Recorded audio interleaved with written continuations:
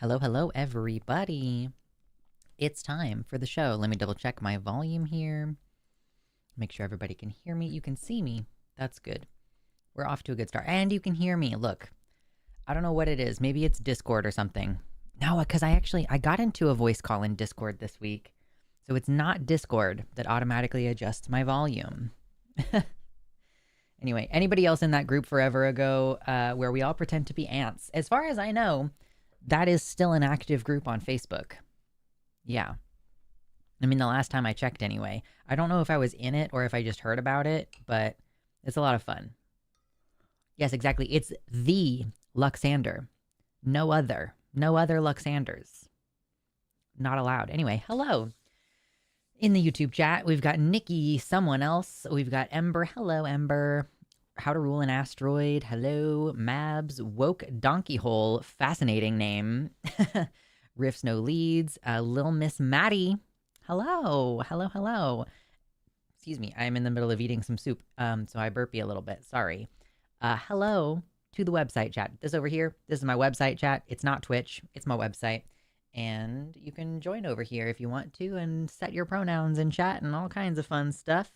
Hello to Pizzotl and Kitty Tick and Psychoplebalian and Noah over on the website chat. Howdy, howdy.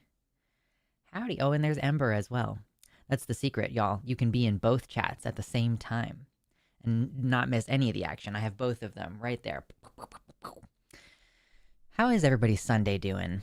You know, I feel like it's been a pretty okay day so far. You know, no major complaints. I feel like I slept a little better last night. I was like, I still had my winter blankets on, so I think switching out one of my blankets, going from 3 blankets down to 2, I think I slept a little bit better.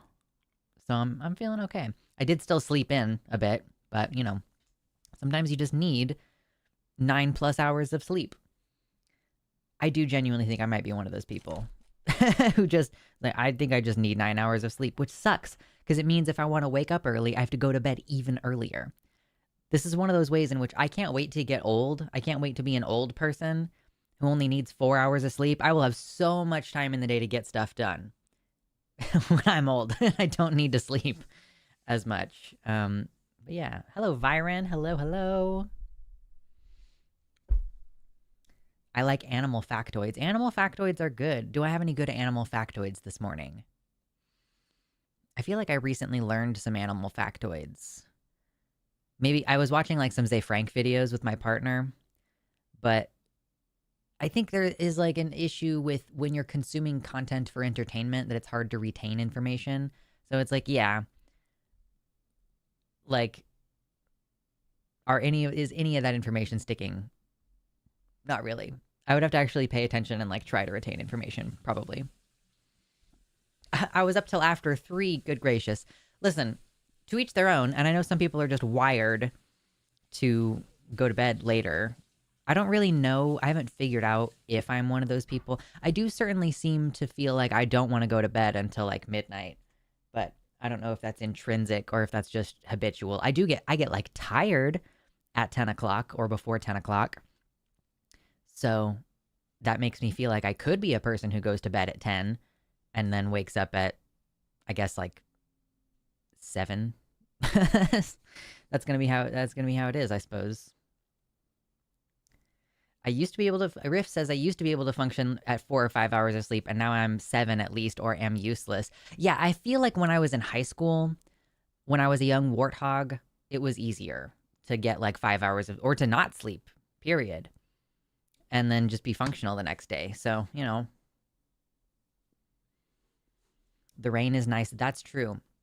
We're getting some much needed rain here in the valley over the last few days, which also means it's cooled down. There were a couple days there where it was damn near 80 degrees Fahrenheit, which is fucking hot. Well, for April, it's quite hot, especially here in the Northwest. But yeah, we're getting over it. We're starting to get some rain. I think we're going to have a really awful, hot, dry summer, so just trying to enjoy it here. Hey, see, this is good news. Viren's got good news. I have technically transitioned from unemployed to underemployed. Hell yeah. You've gotten like a summer tutoring position, if I remember correctly, which is way better than not having a job at all. But still, it's absolutely so stupid that, someone can finish their PhD, be like at the highest academic level of skill and ability, and not able to find work because Trump slashed all of the science positions that he was able to, basically. Like, obviously, not every science position in the country, but certainly taking a whole market of science positions from you have decent options, both public and private, to then basically your only options are private. And of course, the economy is like incentivized to reduce the number of highly skilled positions because then you're reducing the number of highly paid jobs. Absolutely fucking nightmare situation. I'm in the middle of Tennessee. It's 45 degrees at night and 80 in the day. At least it cools down overnight, right? That's like the problem in Kansas. The days that it's 90 degrees during the day, it doesn't drop below 70 at night. So it's not like you can just open your windows at night and cool the building down and then button up all the windows during the day and then like retain some of that cold air until the mid-afternoon. So, yeah. Climate change. Yay.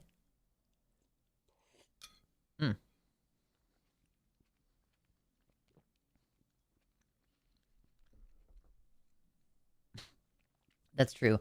Noah says jokes about strippers with master's degrees have been around for a while. That is true. And at the same time, the situation has gotten dramatically worse, right? Like, I think probably the strippers with master degrees thing is probably particularly hitting that intersection of like women having a hard time finding a job in STEM or in high earning academic positions. And like, well, yeah, because, even if they could use their master's degree, maybe the tenured position pays less than what the woman can make stripping. So, I get it. I ordered some wire strippers online, had all sorts of fun saying, I got strippers from Amazon. That's funny. When I worked as an electrician, obviously we have wire strippers and we use them pretty much every day. And one time I was working with like my favorite guy to work with, and I called him my sexy ladies, and he thought that was funny. He thought that was clever. And I was like, yeah, I need the approval of Andrew right now. He was a cool dude.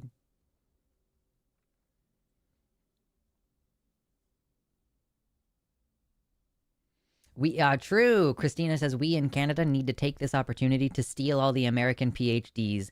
Unfortunately, Carney has been slashing immigration. Yeah, that's tough. Yeah, I do, and I think that Viren was looking in.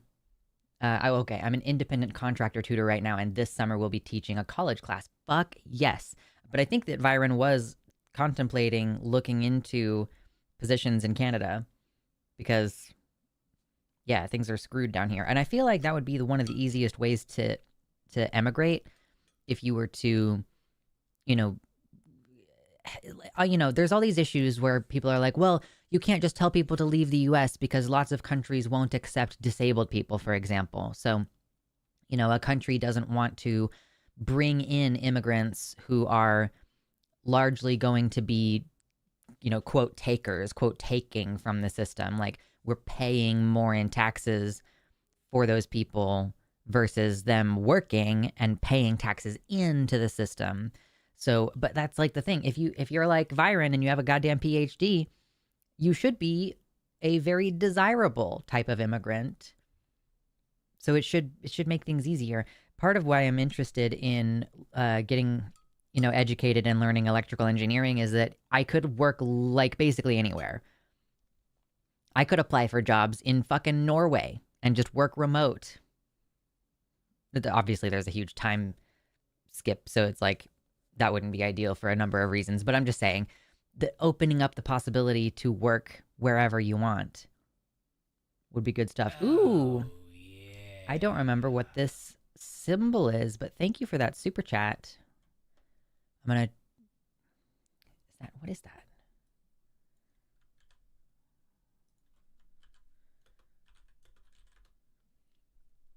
Okay, thank you for the 200 Indian rupees, which equals about $2.15 right now. Woke Donkey Hole says, "What are your thoughts on Gen Z and Gen Alpha?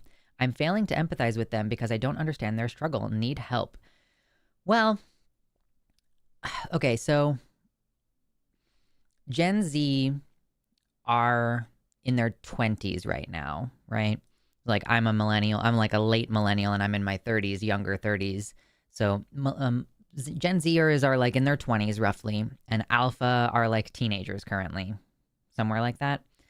So, I mean, honestly, if you reflect back on when Greta Thunberg was first rising to somewhat international prominence, like really getting in and empathizing with the fact that these people, these young people, I was about to say these children, which I guess the problem is kind of compounding as we get with the younger and younger generations, but that they have not been presented with a type of hopeful future. We did. You know, I as a millennial, I had a hopeful future kind of pressed onto me that, you know, if we just do this, that, and the other, then we can fix climate change. And some things did get fixed, right? Like we fixed the ozone layer problem. You haven't heard anything about the ozone layer because we fixed it. We got rid of whatever it was in like aerosols that was destroying the ozone layer. You know, we got rid of it. We fixed it. In my generation, like we have dramatically reduced like cigarette related illnesses because, you know, when I was a kid, there was that transition where like I remember going to Perkins with my family as a young kid, and there was like a glass wall and a glass doorway, French doors, into a part of the Perkins that was the smoking section, right? So we were kind of making this transition from smokers being sort of relegated off to their own area when previously you could just smoke anywhere, right? And then gradually it's like no smoking in restaurants. So we have made some changes, right? So when I was a kid, it was like very hopeful. And now we've kind of had our hopes dashed. And so for us, there is this kind of resentment within our cynicism. Whereas I think for Gen Z and Gen Alpha, they didn't have that, right? They come from in a completely post 9/11 world, completely post Patriot Act world. And so they are, I think especially Gen Alpha has kind of adopted a nihilistic approach where like their humor sometimes doesn't make sense. And I think it's the fact that it doesn't make sense, it's why it's funny. Like, why is 6'7" funny? There's no reason. Like 69 was funny for us because it's like, haha, it's a sex number. But there is a level of absurd to entering a world that you know is absolute dog shit. Like they have been born into the worst wealth disparity ever. Like possibly a worse wealth disparity than even in feudal times. I don't want to make any definitive statements because like it's really hard to compare capitalist economy to a feudal economy. They're just different things. But in terms of like those people having enough to get by and having lots of relaxation time, lots of time that they can spend working on their personal pursuits versus like how much time they have to spend working. Like we work, I think, more than any other time in human history, potentially. And we reap the fewest benefits of that work as productivity continues to go up and the wages stay stagnant and the price of living goes up and wages stay stagnant, all this kind of stuff. So my way of looking at like Gen Z, first of all, I don't feel like there's a huge difference between me and Gen Z. I think the biggest difference between me and Gen Z is that I didn't grow up with a computer. Or if I did, it was pretty limited. Like when I was a teenager, I finally got my own computer. So for them, being on the iPad when they're younger, they have access to information, that kind of stuff. But yeah, like I try to imagine what it would be like to be born into a world where things are bad. Like you hear people telling you that there used to be snow in the winter, but you've never seen snow or you very rarely see snow. And like you hear your parents talk about how they used to get snow days, but you've never had a snow day. And you don't remember what it was like for a lot of people in your social group to not be struggling to get by and everything. So I try to just empathize with them on that basis, that obviously, like, my level of cynicism and resentment is based on going from a place where it's like we can do stuff to make things better versus them never having that, like never having an opportunity to imagine a bright and positive future. So yeah, that was a well spent $2. You got a solid several minutes of talking about that issue because I think it's interesting. Yeah, like I think the generational differences are interesting, especially as it relates to like how are we. Also, also I think this is a huge difference. I graduated high school before shooter drills were a thing. I never had to do that. Not a single time. We had fire drills, we had tornado drills because I lived in fucking Kansas. I never had to barricade the door to my classroom. I never had to have a teacher tell me that they would put their body between a shooter and my body. I never had to worry about like needing to have my phone in the classroom because if a shooter came, then I wanted to tell my mom I loved her one last time or any crazy shit like that. So, I don't know. I think that is probably one of the biggest generational differences. And I think that also is contributing to why Gen Z/Gen Alpha have this kind of don't give a fuck attitude and are more willing to put their bodies on the line in protest situations. That, like, really you're trying to fuck with this generation of people who are accustomed to the idea that they or their comrades might be shot, and they know how to barricade and they know how to create like shields and like just the entire different mindset. Yeah, I imagine that it's quite similar to like psychological trauma of nuclear bomb drills during the Cold War. I agree. Also, COVID caused them to lose some time with their friends. Online schools caused loneliness as well. I don't really put a lot of emphasis on that because it was such a brief period of time. Like realistically, maybe at the most extreme, kids lost 1 year of in-person school. And folks were still trying to make sure their kids got out and went to the park. They still saw their friends in class. Obviously, like, it is not nothing, but I think people put a lot more weight on it than it deserves, especially when we're talking about differences in brain development. Is like, do we think that like one school year of online school, which plenty of homeschool and disabled kids already do that, do we think 1 year of online school was more impactful on these people's brain development? Or do we think repeatedly catching a virus that destroys your brain is a bigger thing? So I don't know. I find it really tricky to talk about the whole, like, how did COVID impact kids thing? Like, probably being sick all the time is worse than doing school from home for a year. Like, just my opinion on that. I have chicken soup. I love to make chicken soup because I can just throw some chicken breasts in the slow cooker and then add shit later and then be like, look at that. I made food and I basically did no prep. It just sat there all day in the slow cooker. Delicious.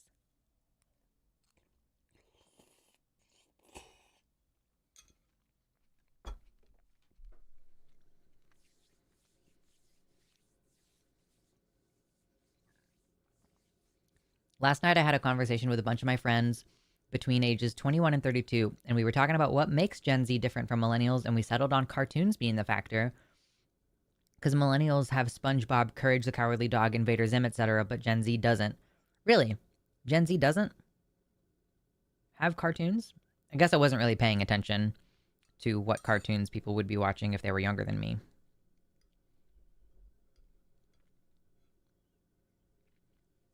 Byron says, I've been looking at Canada for jobs. One professor even said she'd take me if she had the funding or if I could secure my own. How does that work? What do you mean if she had the funding? Like she doesn't have the fund. How do you find your own funding for your own job? Do you mean like the funding to move you to Canada? Like, what do you mean secure your own fund? Do you secure your own funding for your job? Say, hey, someone give me money to go work? That sounds crazy.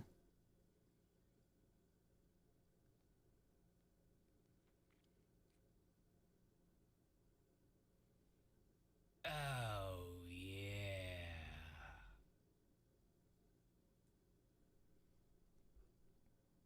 Soup, soup, soup, soup, soup. I'm having trouble getting a small bite because the noodles are so long.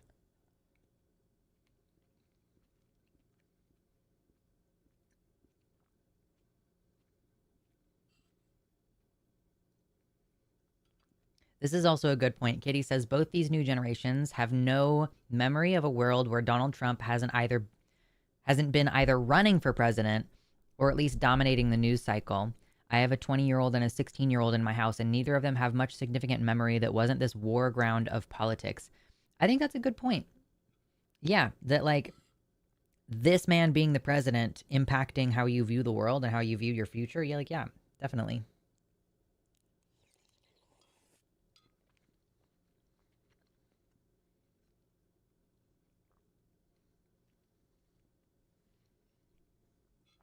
Thank you for another 200 Indian rupees from Woke Donkey, who says, it's different in my country because after COVID, schools started going offline. It became a common practice to keep children in online schools. Indian parents love taking away freedom.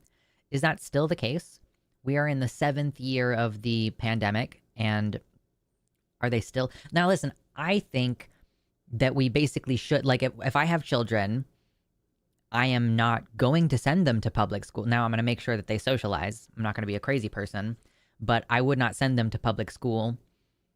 I would probably be like, yeah, I'm going to like homeschool you or get like a mixture of homeschool and some kind of online school or something because COVID harms children. Like there are plenty of stories of children having long COVID, you know, not like think of it like a healthy and happy 12-year-old child who suddenly cannot get out of bed anymore, who is too tired to get through a full day of school, who had to quit sports because she physically can't stay awake that long. Like long COVID is destroying children's lives.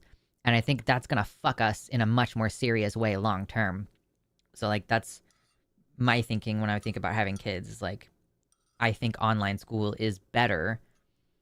We do have online schools now. So like I bet that I mean I don't know. I bet that there's less child long COVID in India because of that. But I, you know, obviously I don't know like what your vaccination rates and what your other COVID practices, conscious practices look like there. Uh, but yeah, obviously, if homeschooling equals social isolation, that's a bad thing. And I think that that's probably not good for your neurodevelopment. So I'm not trying to like say, you know, one culture is better than another or anything, or like I know better or anything. But yeah, it's like those trade offs where the kids are protected from COVID, but are they being harmed by lack of social interaction or lack of play opportunities? Because play is really important for kids too. Just being able to dick around, like, I think is important for kids.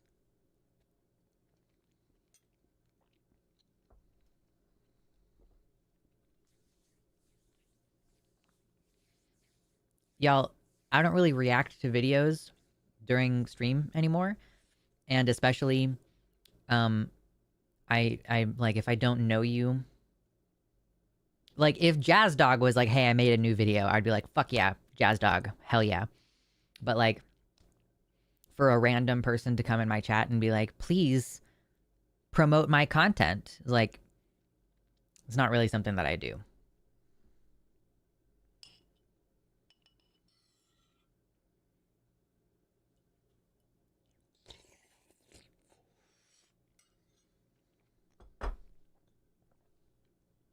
Sorry, I know this is gross. I'm almost done eating.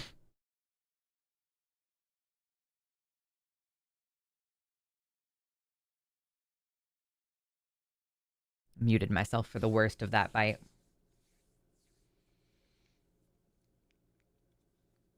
Okay, basically, I'd have to secure my own research grant, kind of like how you might apply for a federal grant for school. Okay. Canada has postdoc grants that people can apply for, and it gives however many years of salary to basically do research. Okay, that kind of makes sense. Like, you'd have to apply for a research grant. Okay. That makes sense to get your own funding.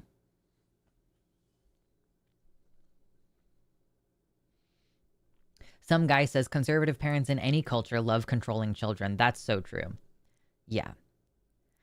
I saw a post in one of the local groups that I'm in for my local area that was a person expressing concern that someone in her neighborhood had children that were seemingly not attending school and seemingly not being homeschooled.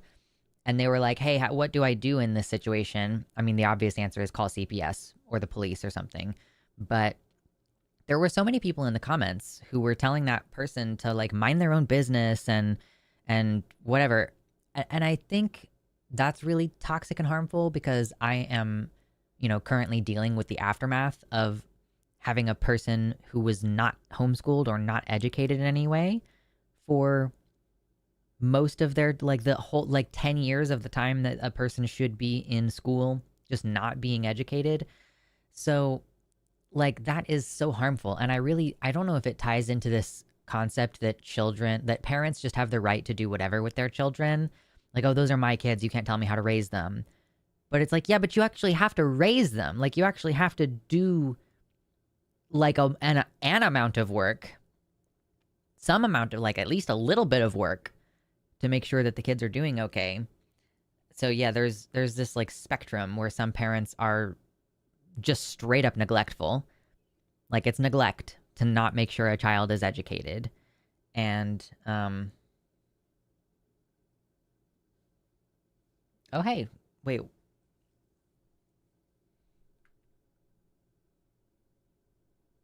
See, I don't even remember how to ban. I didn't even remember how to ban people in my own chat. I need to like put together a list of commands in my chat. Damn. Music video would have gotten you banned, apparently. Sorry, Toby.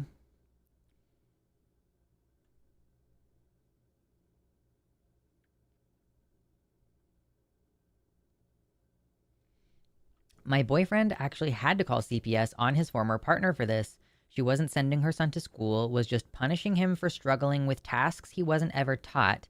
Now he's in school and safe. Damn. Oh, you can just right click on the name. Oh, okay. We didn't used to have that. Yeah, there didn't used to be. Oh, I'm not logged in. That's why. Okay. I need to be logged into my own chat. I'm not logged into my own chat right now. I'm just viewing, but cool. Yeah, we didn't used to have any right click options, so that's cool. I'm glad that we are improving the thanks, like, shout out to White Nervosa for constantly improving the website. Kitty says that the younger generations now just watch different cartoons. So yeah, there's like less emotional investment in stuff like SpongeBob. Battle for Dream Island is one. Inanimate Insanity is one. Shows like Murder Drones and Amazing Digital Circus. There are a lot of good cartoons that have dropped in the last 15 years, but many of them are based on YouTube. Okay, that makes sense. Good news, everyone. Viktor Orban has lost. Oh my god, I am so out of the loop on everything. Is he the far-right candidate in Hungary? He has been the 56th prime minister of Hungary since 2010, and also held the office from 98 to 2002.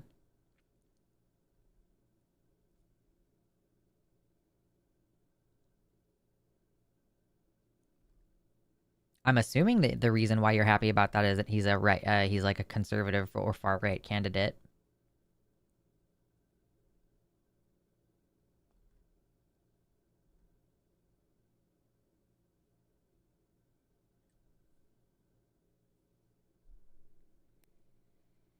Some guy says, if you're feeling ageist, I would recommend reading or rereading An Appeal to the Young by Kropotkin.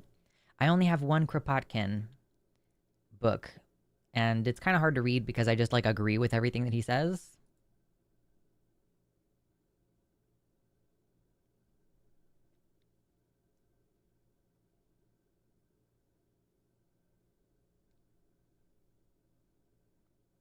J.D. Vance was campaigning for him. Okay. Oh, he's a dictator. Okay, cool. Trump praises him frequently. Orban isn't just far right. He's been actively harming LGBT people for a few years now. Okay, well, fuck him. I'm glad that he's out. I mean, I say I'm glad that he's out. I hope that he wasn't replaced by an even worse guy. Or gal. You know?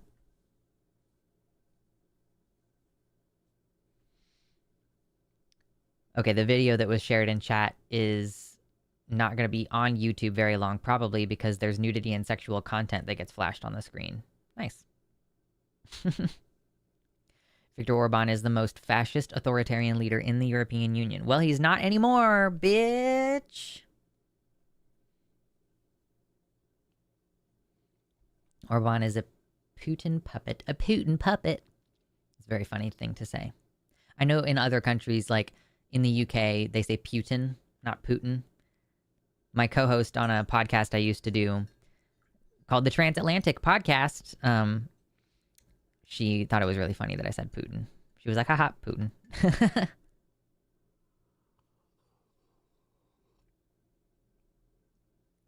He was replaced by basically a neoliberal. Okay, well, you know, that's not great, but it is definitely better. So there we go. Eric says, I was homeschooled on and off, but I was doing the same requirements as kids who were in school and was actually doing way more additional learning because I was allowed to dig into topics of interest more. See, I do think that this is a benefit of homeschooling, that if a kid really is on a wild tear and they want to learn something, you could potentially like restructure things like, okay, you know, you're really, really interested in this aspect of literature. So why don't we dive deep into that? And, you know, maybe we'll reduce the amount of math you have to do over the next, you know, couple weeks. And then when you're done with this deep dive, we can rebalance things. Like the fact that you can rebalance and that you can personally address deficits and that you can hire tutors and stuff. Like I do genuinely think in a lot of ways it's a better education and better opportunities. But yeah, I agree. Kids need to be closely watched and ideally helped to make sure they don't face neglect or struggle. Yeah, I do think that there should be oversight. Like, I would not be opposed to having an annual test or something for homeschooled kids. You know, make sure you're at least roughly on the same level as other kids that age.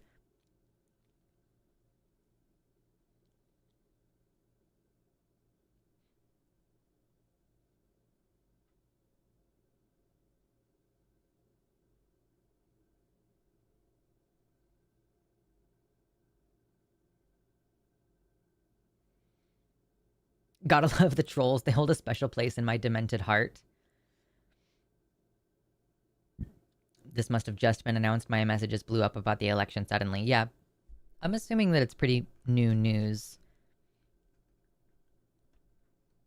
Because, yeah, when I Googled it, I got, like, from Politico 2 hours ago, Orban on course to lose Hungary's election, according to early results. And then 11 minutes ago, Trump ally Viktor Orban concedes defeat after 16 years as prime minister. So, yeah, this is, like, within the last hour. Which makes sense, because if you think, you know, it's Europe, and it's, like, 8 hours later than where I am at. So basically, it's nighttime in Europe, and their election results are coming in. So, yeah.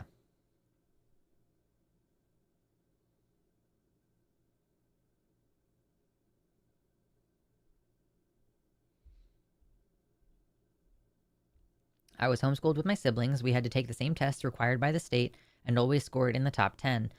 Can I ask what state it was? Because I know that lots of states have basically zero oversight, zero legislation on this, which sucks. And you know that those are the most conservative states. The conservative states are the ones that are like, oh yeah, no, we've decided that You can just do whatever the fuck you want. Like, yeah, you don't have to vaccinate your kids. You can just. I've seen TikToks of like a homeschool mom asking her kid, like, what does LGBT mean? And the kid was like, I don't know. And like basically, showing how much she had isolated this child from critical information.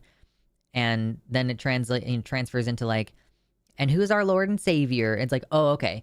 So this is why homeschool kids have this reputation for being weird or out of touch or what have you, because these parents are allowed to like not teach their kids about basic shit, like about the kind of people that they're going to experience when they go out into the world. Like, you can't shield your child forever. They're going to turn 18 and they're going to leave your house and maybe go to college or something. And then they're going to suddenly be dealing with gay people. And if you taught them either nothing about gay people or you taught them that it's a sin, then you've just created another antisocial little goblin who either is going to like double down and dive deep into being a weird kid, or they're going to start really deeply resenting their parents because they're like, how could you have kept this information from me? Like, what do you mean? Like, basically lying to your children or shielding them from knowing basic things. This is why I am so fervently in support of, observing LGBTQ History Month or whatever the fuck equivalent thing in school. Like, we've got Black History Month. That's critically important. Like, we need kids to know about the differences between different types of person, and that includes getting it young. Like, it's not fair that an 8-year-old kid can be, being bullied by kids calling them the F slur on the playground when they don't even know what gay is yet. They don't have a frame of reference for whether they are gay. So, like, this has happened like, I've heard anecdotally lots of people say, yeah, I was bullied for being gay before I even knew what gay was. Because, like, while we refuse to teach kids tolerance and acceptance, some parents are actively teaching their kids hate. It's not cool. Christina says, I was convinced that Orban would try to pull a Trump Jan 6th or even a Yanukovych. I don't know Yanukovych, but I am understanding in the context that you mean, like, not conceding the election or trying to overturn the election or having an insurrection of some kind. I'm glad that the European Union has probably an amount of influence over this. Like, the European Union is going to, I imagine, do something. I guess I don't know, like, a lot of the legal parameters of the European Union, but I imagine that that's the kind of thing that would make the other member states go, hey, excuse me, that's not fucking cool. I don't know.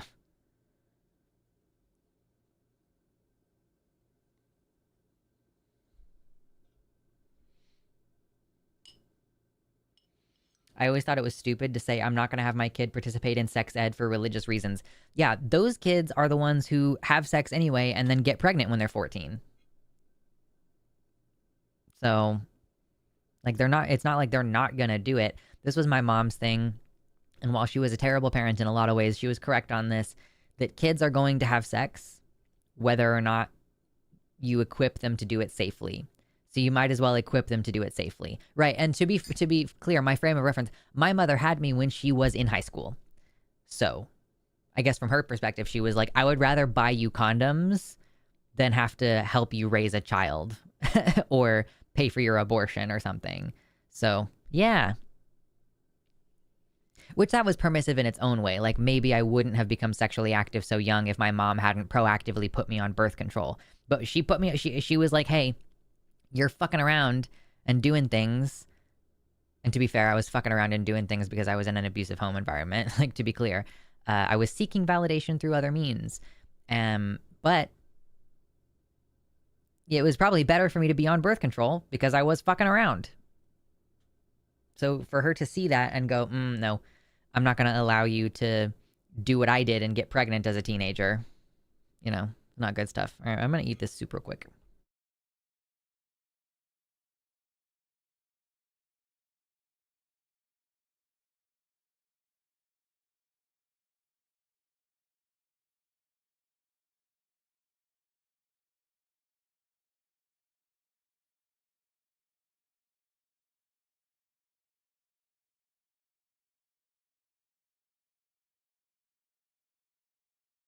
I also have tea, but I'll talk about that in a moment.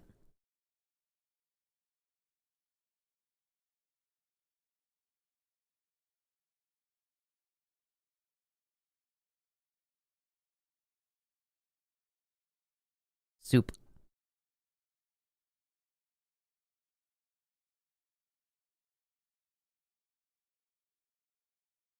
Okay, now I'm all done with soup. This is, I think, my favorite tea that I've ever had. And nobody at the good store, good dot store, has paid me or anything, but I would shill for the good dot store tea all day long. I don't even remember what this one is called. This one is black tea with bee pollen and chrysanthemum leaves, and it's so good. It's legitimately the best tea I have ever had.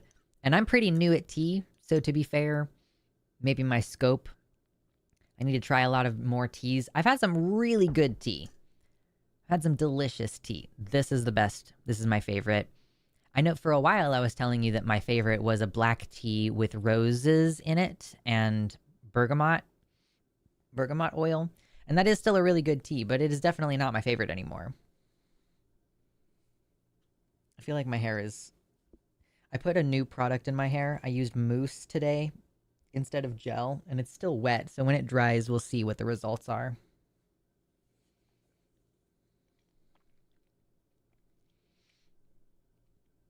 The Yanukovych thing was in 2004. The Ukrainian election authorities tried to rig the election in favor of Putin's favorite candidate, Yanukovych, and a revolution ensued. Yeah, I guess Ukraine said, no, we're not fucking dealing with this.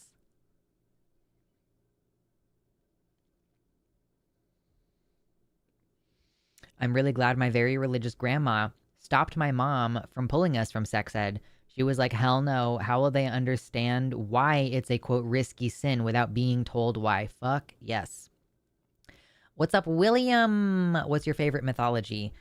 I mean, you know, I'm partial to the Greek mythology. Like, again, you know, as much as I think my mom was a shit parent, she did, you know, influence me in some ways. My mom, the entire time I was growing up, and I, you know, this is probably why she was so committed to me not getting pregnant as a teenager. She was in college, kind of on and off, like for most of my childhood and into my teen years before I stopped talking to her. What she wanted was to be an English teacher or a linguistics teacher or something. And she was like majoring in English, and she was working on a minor in classical studies, meaning Greek and Roman mythology. So she would, you know, I remember she was reading, I think it was the Iliad. Like she was reading it for school, and she was like at the kitchen table, and she was like, oh, check out this section. And she like read me a section of the Iliad. And so, yeah, I've just kind of always had a little soft spot in my heart for Greek and Roman mythology, right? Like we would watch, you know, the animated Hercules, and she would talk about how like realistic the depiction was compared to the actual mythology. And so that has, you know, I've played Hades sometime. I haven't played Hades in a while, but I like playing Hades because, you know, I'm like, oh, hey, the gods, you know, that I know about those. I've seen these guys before. I was actually really annoyed because when I was a young warthog, my mom went to Italy and Pompeii for a school trip for class for college, and she did not take me with her, which, you know, I guess to be fair, she was probably interested in like hooking up with a hot Italian, and I'm pretty sure she did. But, you know, still, I was annoyed. I was like, I want to go. So my mom has been to Italy, but I haven't. I'm like, you fucking asshole.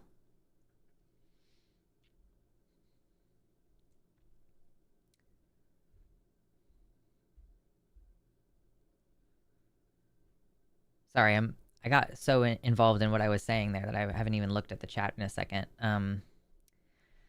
One thing I heard in multiple psychology classes related to childhood development was the delineation between the different parenting styles and emphasis that the authoritative style was the most effective. Was the most effective at in what way? The most effective at what? Authoritarian, overly permissive, and authoritative is different than authoritarian. Okay, I see what you mean. Authoritative was the most effective. However, other styles like authoritarian and overly permissive had worse outcomes in aggregate. Yeah, sure. Like you need a steady hand. You need a stern, steady presence while also being like supportive and emotionally available. Like, yeah. You don't have to be homeschooled per se to be taught to be an antisocial goblin. I went to school, a Christian school, didn't know much anything about LGBT or evolution or other such things. Sure, yeah. I guess like specifically, I was talking about the type of homeschooler who I see who is very specifically like, I am not teaching my kids what LGBT is. I am teaching them that Jesus is our Lord and Savior. So I guess what I'm criticizing is I'm not criticizing homeschooling because obviously I support homeschool and I would do homeschool if I had a baby right now. But yeah, it's like the religious indoctrination type of education.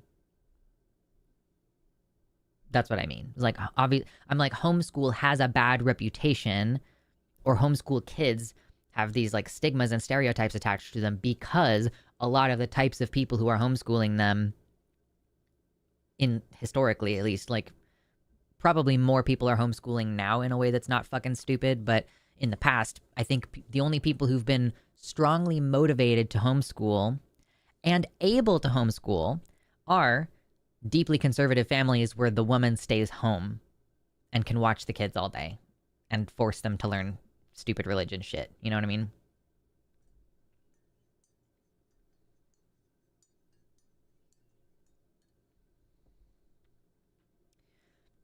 Eric says, I'm a little snobby about tea, very into my aged Chinese teas, so, it's expensive shit. But with that said, the stuff from Good Store my friend let me try was surprisingly good quality. It's delicious.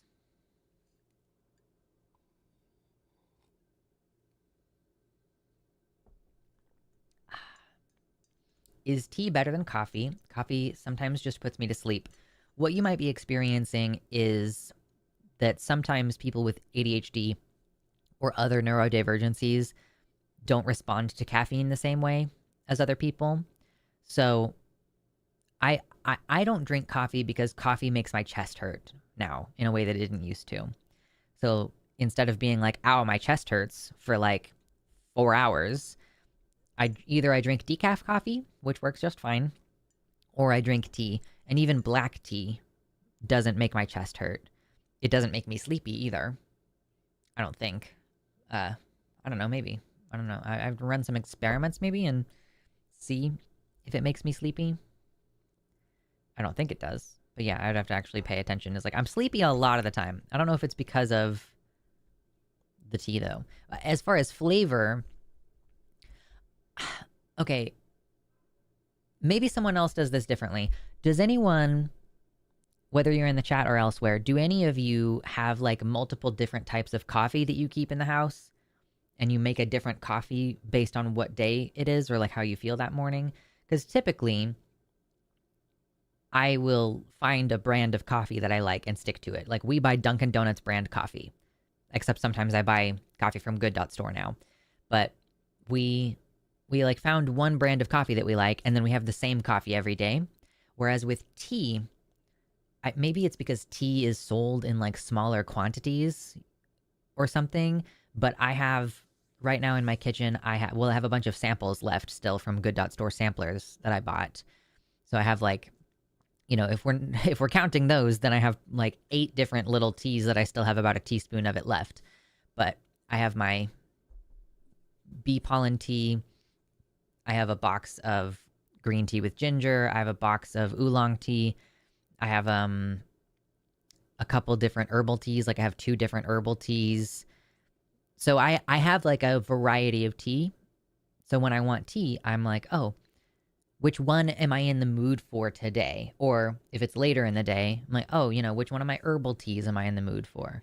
So That's one of the things that I like about it, that there's more variety in it, because I've never met someone who has a bunch of different little smaller amounts of coffee that you can like have different ones, different moods. I don't know.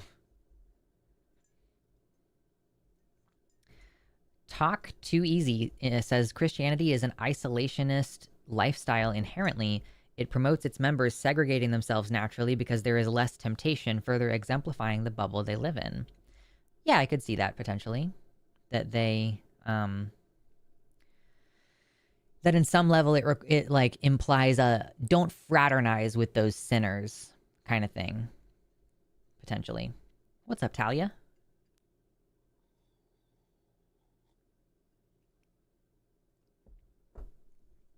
Okay, yeah, so I guess, yeah, I could see K-cups. Now, the prevalence of K-cups could allow people to have different coffees, and therefore it, like, different from day to day.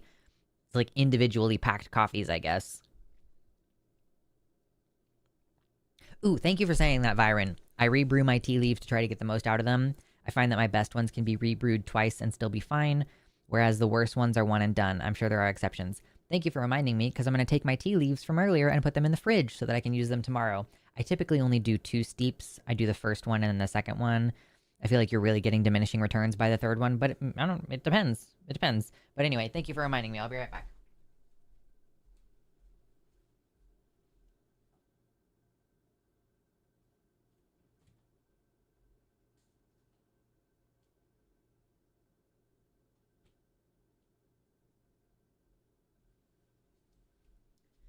Okay, now my tea leaves are safe. My tea leaves are safe, and I will use them again tomorrow. Ugh.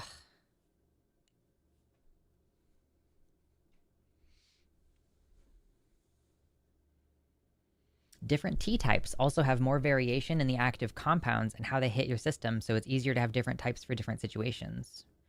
Caffeine in coffee tends to hit your system faster and crash harder, whereas tea is more slow to absorb and a more gradual come down. Basically, tea is functionally slow release plus has other actives. Yeah, there's other stuff in tea that's healthy for you, like polyphenols or whatever.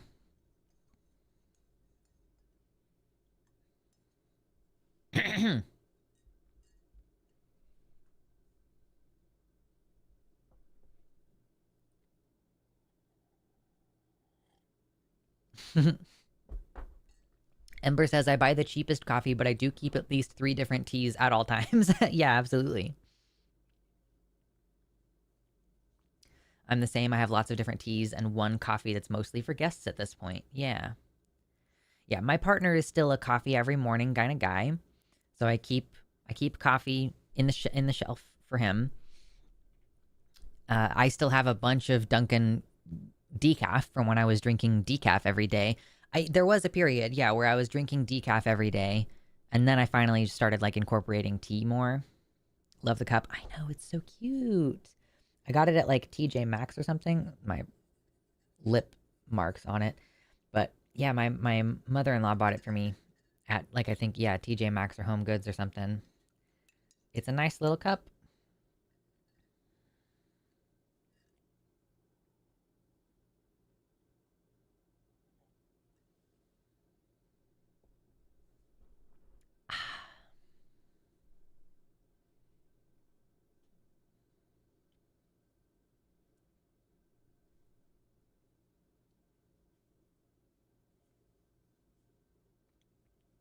Kitty, are you saying, Kitty, that you homeschool and this is your perspective as somebody who homeschools your teenagers? I teach physics as social constructs. Every choice has an end result of that choice. I do my best to communicate what the end result might be of a choice they want to make, but I let them make mistakes and learn from them. I also learn live in front of them and apologize when I make mistakes. They are well aware I have very little idea what I'm doing, but I'm doing my best, and they appreciate that parenting is the biggest shit show ever. Because how do I teach you how to live in a world that has never existed with dangers I never faced? It has worked out well for me so far, and the teenagers still talk to me about stuff before just going willy-nilly. Yeah. I try. Okay, so if you guys don't know, there's only 53 of you here. Probably a lot of you have been around for a while, but I adopted my younger sibling who had been educationally neglected by my parents, and like I was much older than they were, so I had no idea that this was happening the whole time. And so I was basically like, shit. So like, at age 29, I suddenly became a parent to a teenager out of necessity because I'm like, I feel obligated. Like, I feel like I have to help. I'm in a situation that I can help and I have to help. And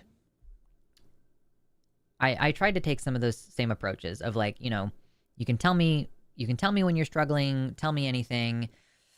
And, I'm going to try to equip you. I'm going to teach you that best I can. Like, here's the different consequences of your actions. Here's how you'll get the best result and things.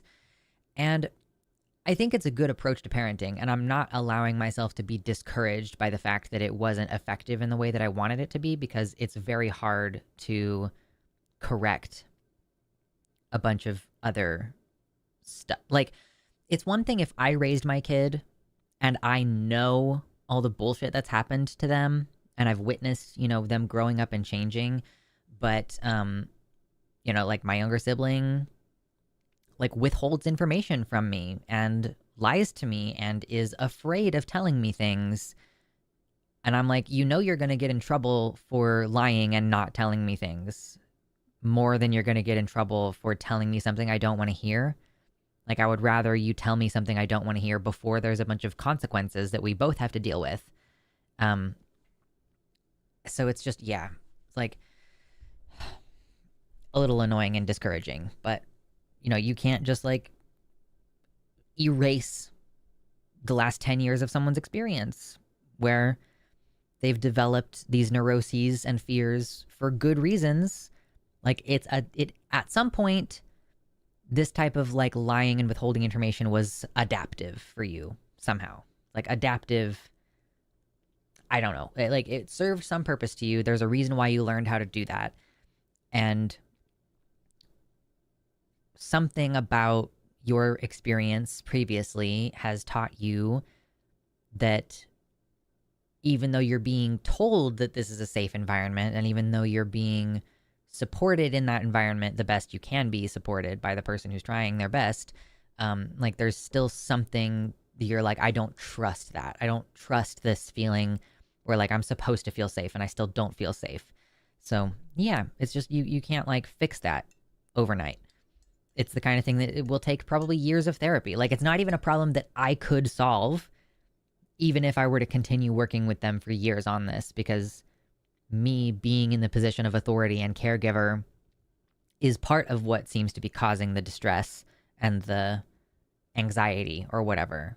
That like I don't know. I don't really like, I don't know what the underlying fears are. I don't know what the underlying reasons are, and it is not something that's within my scope to help fix. So I'm just kind of focused on the practical aspect of it, of like, so now at this point I just need to prepare you enough to get a job. So they're looking for a job right now. And I think that process will probably be really hard for them. Like, I think that getting a job is going to be confronting in a way that I have never been confronting. I think that there's a possibility that they will have a hard time keeping a job for at least a little while because of, it's like you can't like not do something your boss told you to do and then lie about it when your boss confronts you about whether you did that thing. They will just fire you. You're not going to get like a safe fallback where someone's like, I'm really disappointed in you, but we can work together to solve this problem. Like, you are not going to get that level of patience or flexibility. And so it's like, I was willing to give them basically an extra year of living with me fully supported, and me paying for their college, like paying for their community college, because basically I was like, I just think that you should get like the way that the colleges here work. They do trimesters instead of semesters, and it's really weird, but I've gotten the impression that that means that you can accomplish the thing. Like, you could potentially get your, like, what would normally take 2 years you could do it in just 1 year. So basically, yeah, I was like, you'll get another full year of being supported in that way. But they were like, I don't want to go to college. And they obscured and withheld information about it. And they failed one of their classes outright by just basically not doing any of these assignments and not telling me that they needed help accomplishing anything.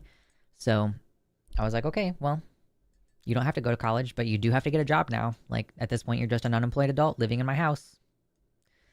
So, yeah, like I say, I think it's going to be really tough for them to be like, oh, no, shit, like... And I, to some extent, I was like, maybe I could have been more stern with them. But I was kind of doing all of the parenting where I'm like, trying to be emotionally supportive and be a safe space, and also having to be the person who's like, you need to fucking make sure the dishes are clean before you put them away.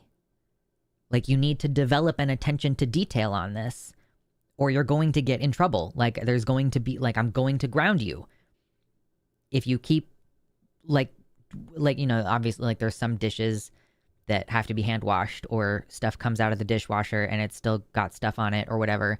Like, having to be the hard ass and the soft person, like, being a single parent has to be crazy. Has to be crazy difficult. I have so much respect for the fact that one person has to, like, cover all of those different things. Yeah,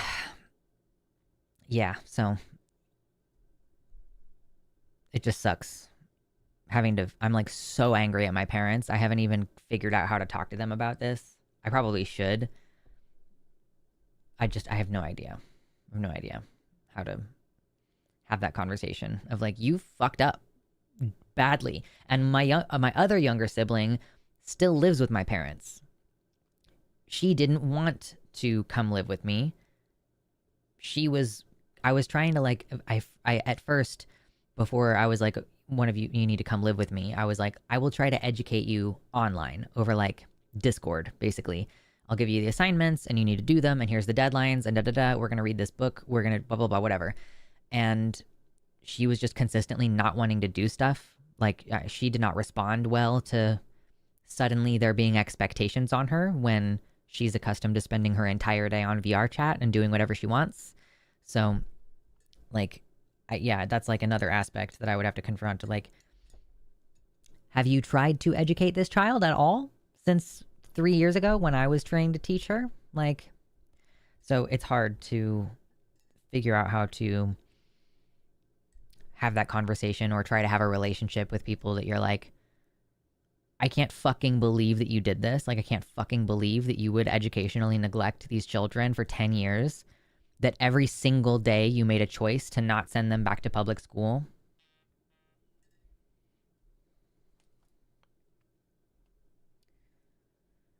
Or, like, not even get them the math books to, like, work. Like, I want to be clear here. I had to teach these children addition and subtraction. That's the level of dearth we were. The older one had a year or two in school, but the younger one didn't have any time in public school. I had to teach these children addition and subtraction. I had to teach my 17-year-old sibling how to tie their shoes. So it wasn't even just educational neglect. I'm pissed. I'm so pissed.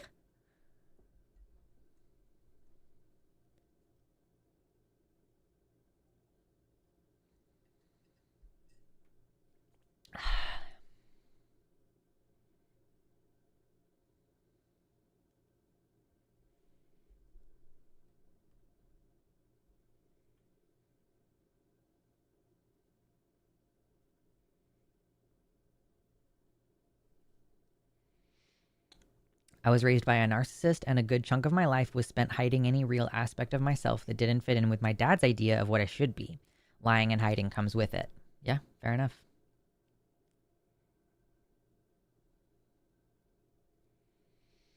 A teenager's lifetime worth of parental mistakes is not going to be something that is fixable in a short time, and it sounds like you understand that well enough to not kick yourself for not fixing it in the time you've had. Yeah. Yeah, like, yeah, it's like it's not my responsibility, or it's not my fault, I should say. It's not my fault that the situation is what it is. And I felt like I was responsible to try to fix it. And now that said teenager is turning 20 pretty soon, I'm like, that responsibility is now shifting off of me onto them. You know, when I was 18, I did not exactly have a blueprint for these things either. Obviously, I had been in public school and everything, but like, I remember the first time I went to a doctor's appointment that I made myself, I did not know that you were supposed to check in. So I just came in and sat down in the waiting room and like waited for 20, 30 minutes. And I was like, well, no one's calling my name and the time for my appointment has passed. So I went up to the desk and I had to be like, I'm sorry, I didn't know that I was supposed to check in at the front desk. Embarrassing in retrospect, but like, so I'm just like, I did not have a safety net in that way of someone to tell me what I was supposed to do. I had to figure that shit out myself and do like 7 years of trying to figure out what medication I should be on for my depression, only to find out that I had a problem that could only be solved with therapy. Yeah, anyway, hi Coffee Beans.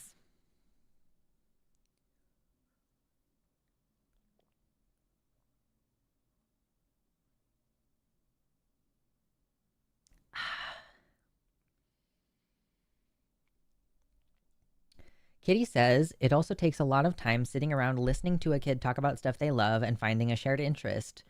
I have a few things that each kid and I bond over, like the relationship that I have with the 15-year-old took 4 years of me watching shows, going on trips, and just listening to them talk about what they love. I got lucky and we share the interest of musicals.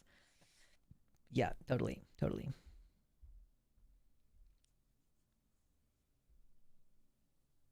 Yeah. I don't want to bang on about it all day long.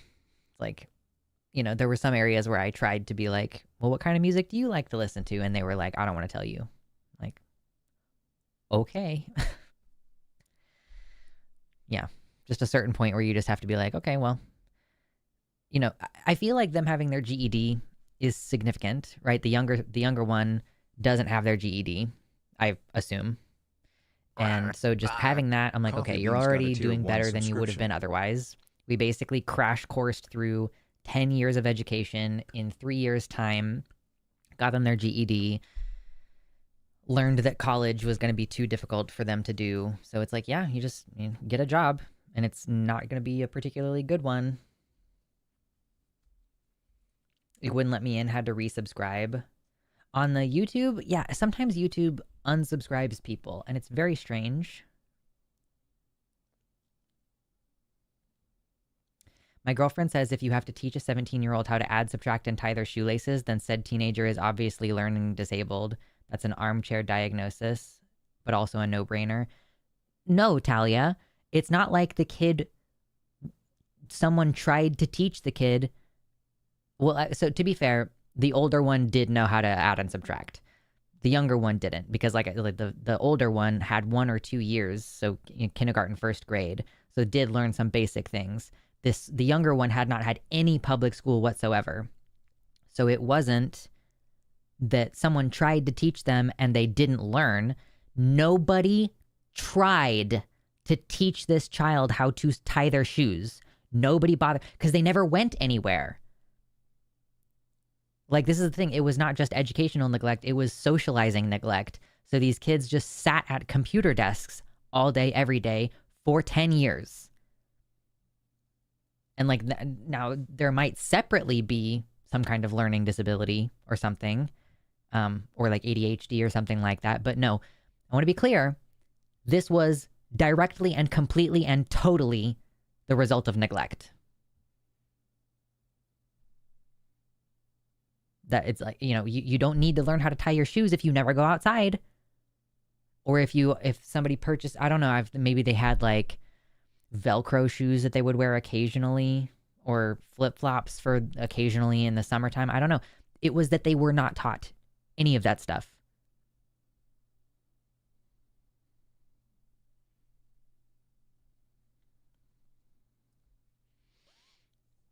Sounds like there might be a regression because they do feel safe, which can be common for kids who have experienced trauma. I mean, there's lots of behaviors that indicate like a lack of safety. Like, why are you hiding information from me or lying to me straight up? You know, if the rules are you're not allowed to bring food into your bedroom and I catch you with food in your bedroom and I'm like, you're even trying to lie to me when I just caught you, that doesn't really indicate to me that the person feels safe. It's like you're sneaking, you're just like overtly lying. I don't know. It's a whole fucking thing. It was really frustrating. But I feel like we're in a pretty chill part of our relationship now where I'm like, I've stopped putting a lot of pressure on them.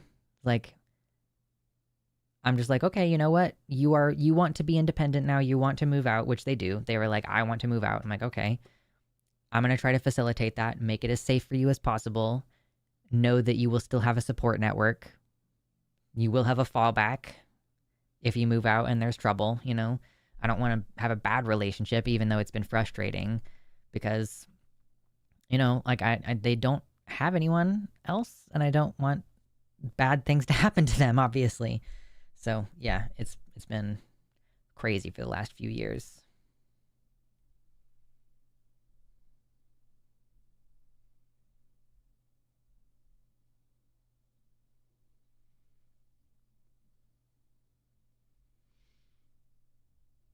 I lost the pretty green name and wanted it back. Best $5 I could spend. Yeah, totally. Those are patterns that will continue for a while, not necessarily an indication of the space you've created. Yeah.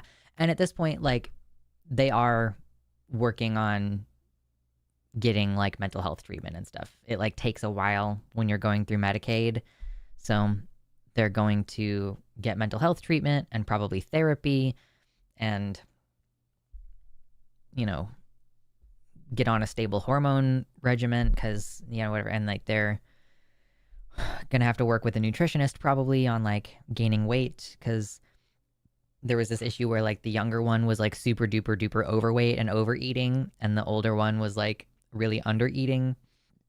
So yeah, but like I said, it's in many ways out of my hands now. We've accomplished a lot and I don't want to discredit that. I don't want to make it seem like, oh, we haven't made any progress toward anything. But yeah, it's kind of going to be one of those like, okay, now you have to start trying and failing at things and learn some lessons and kind of like just sort of, you know, go learn things, make mistakes, make friends, have relationships, have those relationships fall apart, have jobs, meet people, you know, just like go do stuff is kind of where we're at now. It's like, okay, you can take it from here. When you reach that point with a kid, whether it's your own kid or whatever, where it's like, okay, sink or swim, kind of go experience things on your own. So that's where we're at right now. Like you'll have a fallback if you need somebody. And also you have to kind of start taking initiative, you know?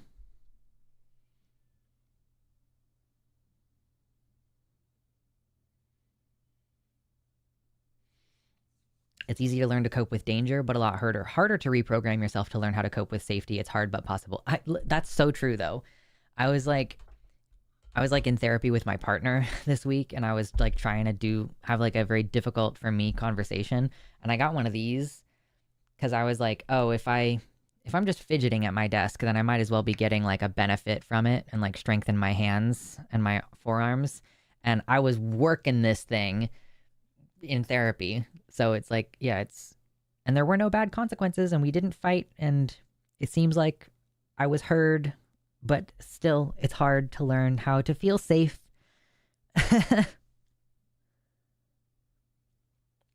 You'd want a registered dietitian, not a nutritionist. Okay, I don't know what the difference is. Coffee beans. Oh, did it not tell me on the website that you just did your $5? Why? I don't know why it does this.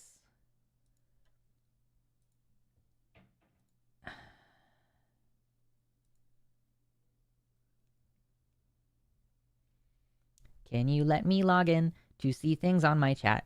Can you please let me log in? I would like to see my chat. And to see the donations when they come in on the chat. There we go. Now I can see it. Thank you so much, Coffee Beans, for the tier 1 sub. Appreciate that. That was very kind of you. We love. Oh yeah, and we got like $4 earlier through the super chats. So let's say $9 today. I'm not really expecting us to get to the $100 goal. Listen, tax. Oh my God, did I tell you? Have we even talked about tax season? The difference is that registered dietitians are licensed with a legally protected job title, and nutritionists aren't licensed. Okay, cool. I will let the kiddo know that they need a dietitian specifically.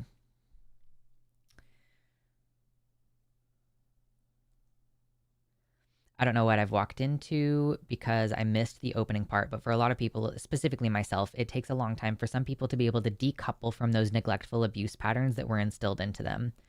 Yeah. Yeah. And like you don't just get over it. It's like, hi pretty baby, hi good girl. Hi honey. She's a little menace. She's a little menace. I don't know if anybody can see. I'm always so blown out and white on this camera, but like I'm legitimately covered in little scratch marks. You can see one right there. We went hard yesterday. She was like, I want to fucking throw down. So we threw down, and she really wanted to she wanted to keep playing. Like she wanted to fucking throw down, and I roughed her up a little bit. And she was like, yes, I love this so much. Give it to me. Bring it. And then you get done and you start walking away, and she's like, I'm going to chase you. And it's like, shh, calm down. The goal is if we get to $100, which I don't know if we will, but if we get to $100 in the stream, then I will pick the beautiful little girl up and make her be on camera. She's a cute baby. What did you do to poor Mina? I know. She's like a kitten. I think at the very youngest, she's maybe like 8 or 9 months old. Because when we got her, she had been spayed, and we got her in like late February, so it's been about a month and a half that we've had her. She had already been spayed, and she had already healed from it, but the hair had only grown back like maybe a centimeter on her belly. So, okay, like assuming that she got spayed at 6 months, which would be like, I think the earliest. When is the youngest you can spay a cat? When is the youngest you can spay a... Oh my God, spay a cat.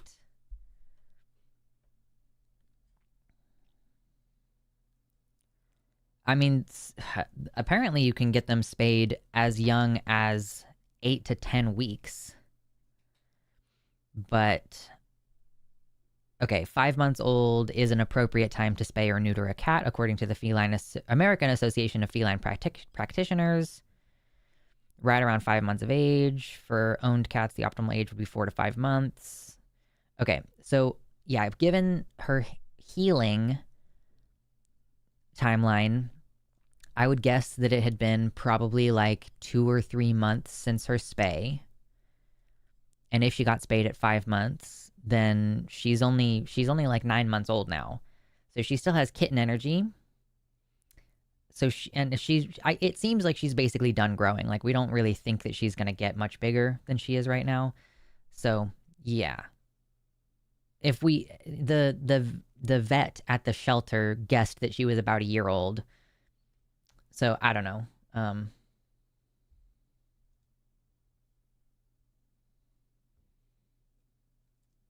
So she's basically just still got a lot of like really intense energy, and she wants to play a lot. She's a little crazy person.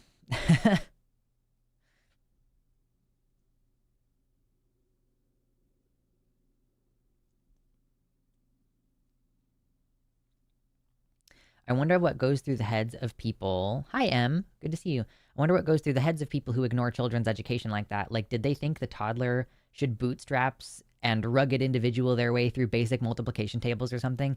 This is what I mean. This is how I'm like, I don't even know how to begin to have this conversation with my parents. Because it's like, what did you think was going to happen?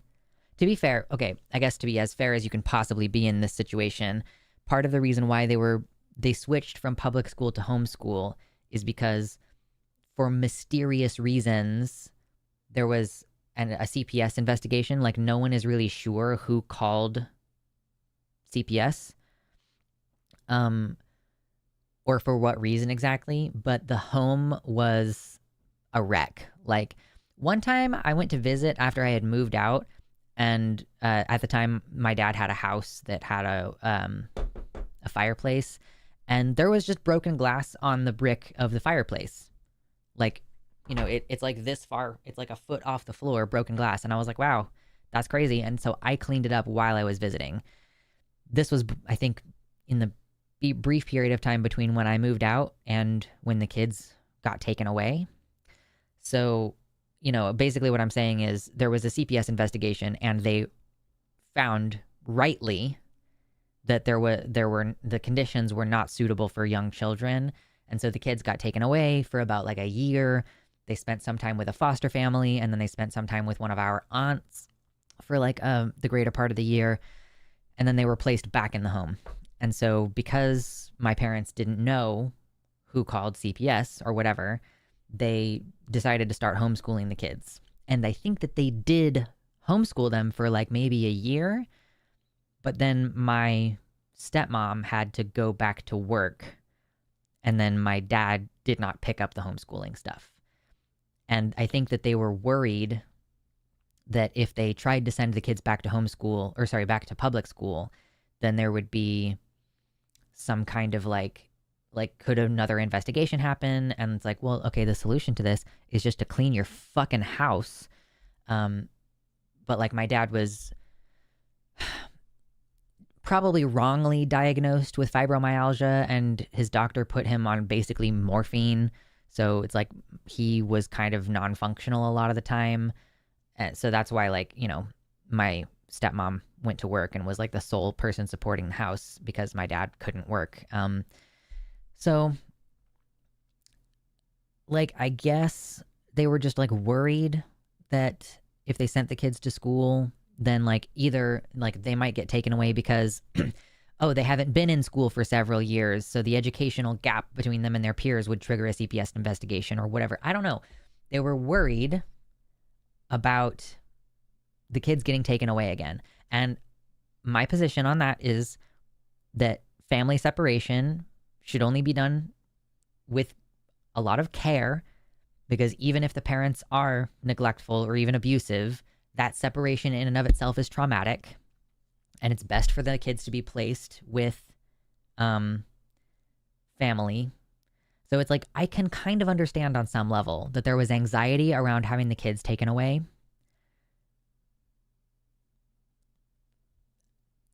Very limited understanding. But it's like, you can't just not. So this is what I mean when I'm like, I can be as generous as possible about the first 2 years, maybe the first 2 years of struggling to do homeschool and, being fucked up on morphine all the time. Like, I can extend some amount of grace for their first maybe maximum of 2 years. And at that point, you need to be able to look at yourself and say, I am not able to fix this. I am not able to educate these children. And so you have to send them to public school, or maybe if online school had been an option back then, because it wasn't a really robust option when they were younger. Like I said, the older one is turning 20 soon. So, now, speaking of COVID and everything, we have more robust options for online school. So maybe if that had been more of an option then, we wouldn't have had this problem. But yeah, it's really like anything beyond the first like year or two of trying to homeschool them and struggling to meet those needs, there should have been a redirect. Like, we should have figured something out. I just didn't know that this was happening. I would go visit occasionally. Like, I moved out when I was like 15, and I'm like, 10 and 12 years older than the other ones. So I had been moved out for a while by the time all this shit had happened. So I would like go visit once or twice a year. And I just had no idea that the kids were not being, I was like, oh, they're being homeschooled. So that's why they're home all the time. Didn't really think much more of it, didn't really look into it any further. Uh, if I had known, I do not know what I would have done. Like because at that time I was not in a position to like take them or to teach them myself. I was dealing with my own shit. I was dealing with my 20s where I was all unstable and trying to recover from trauma and everything. So I don't know that I would have really been able to help. But yeah.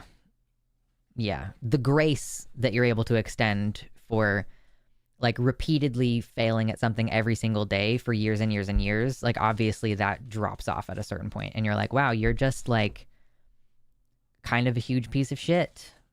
And then it's like, well, I guess I don't really need to think positively of that person anymore. Like, oh, you just kind of have lost all of the grace and good will and understanding that I could possibly extend. So, yeah.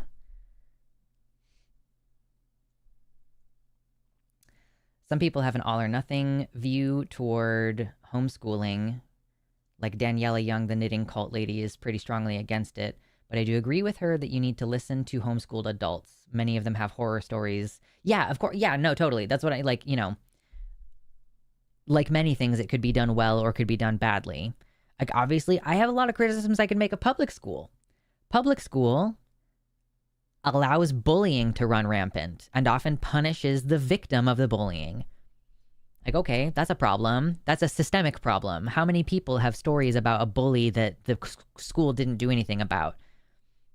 And then, like, even when it's physical, and then you physically retaliate one day and then you get in trouble.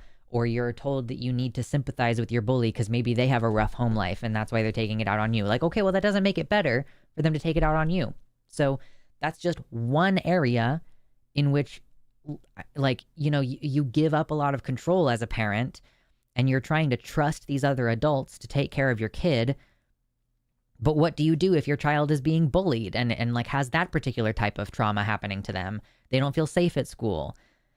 And you're limited in what options as far as what other school to send them to because of fucking property tax bullshit. Like, you can only send kids to XYZ school because it's, 5 minutes down the road from your house and your house is in the district that gives the property taxes to that particular school or whatever. Lots of dumb things, and like I could literally go on. Public school sucks in a lot of ways. Like, overbloated classes, not enough teachers, not enough funding, kids fall behind. Like, okay, so to be clear, okay, so the kind of moment that I knew that I needed to do something was when I was kind of casually trying to talk to the older one about fractions. And they were like, I don't know fractions. And I was like, wait, what? Pardon? You're 16 and you don't know fractions?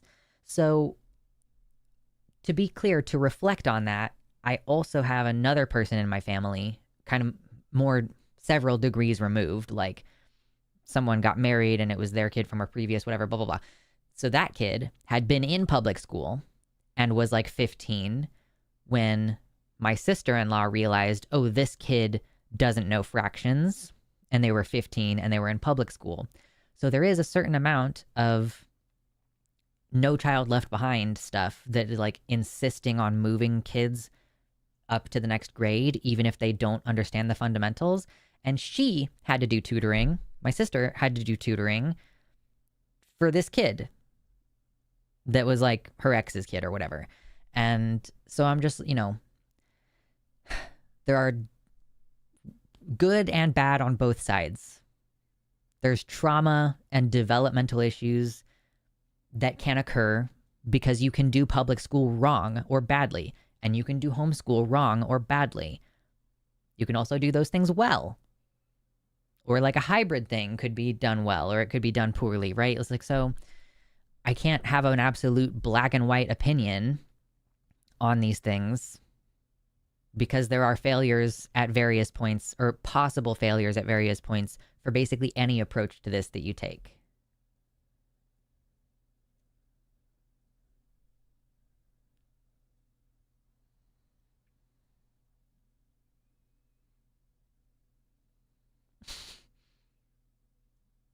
Oh, wow. Viren says, one of my teacher friends, I'm assuming this a high school student, one of my teacher friends had a student say something about shooting him. I envy his I don't give a fuck energy in responding, well, then you'd better shoot to kill. And then the admin was telling the teacher, like, well, did you try to connect before you went to correct?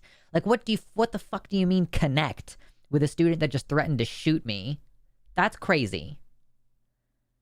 There's a special disdain I have for the failures of public schooling. What can I say? Legitimately, yeah. Yeah.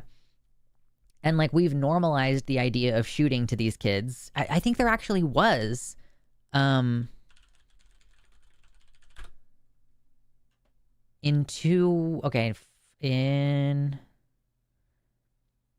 an article from PBS.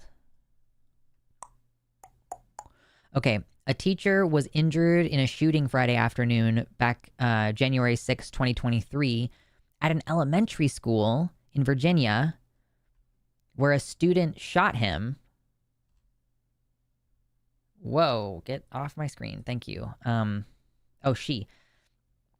The teacher's name was Abby Zwerner. She was shot in 2023 as she sat at a reading table in her first grade classroom. She spent nearly 2 weeks in the hospital, required 6 surgeries, and does not have the full use of her left hand. The bullet narrowly missed her heart and remains in her chest. I guess this lawsuit was against the assistant principal at the school. Who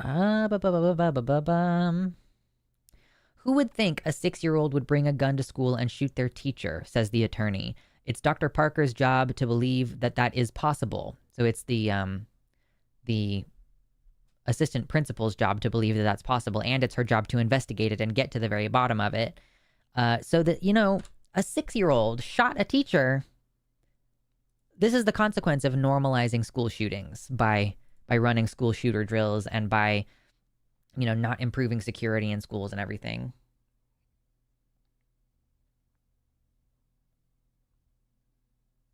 Oh my gosh.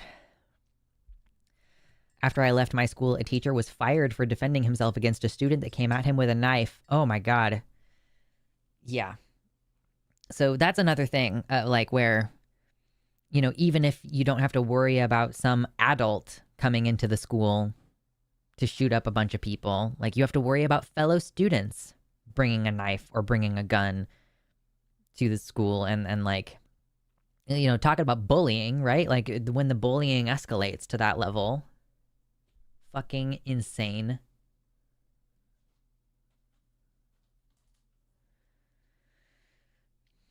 Coffee Bean says, I think we can give grace to people, but ultimately, I think we have to grapple with harm reduction in these cases. Family separation, of course, sucks and can cause trauma, but there are a lot of cases where that harm is less than leaving the children in the care of those people. True. Hi, Mina. Oh, are you stalking? You being a little weirdo? She's about to zoom, I can tell. Zoomies?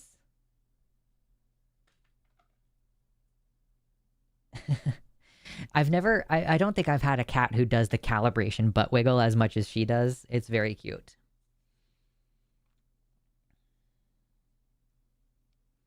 The right to own weapons should not mean people have the right for kids to have access to weapons. Biggest thing is gun control and safety, IMO. True, and there's a reason why, the parents get prosecuted in those situations, and that makes perfect sense to me. Why did your kid have access to a gun? They should not have ever had access to a gun.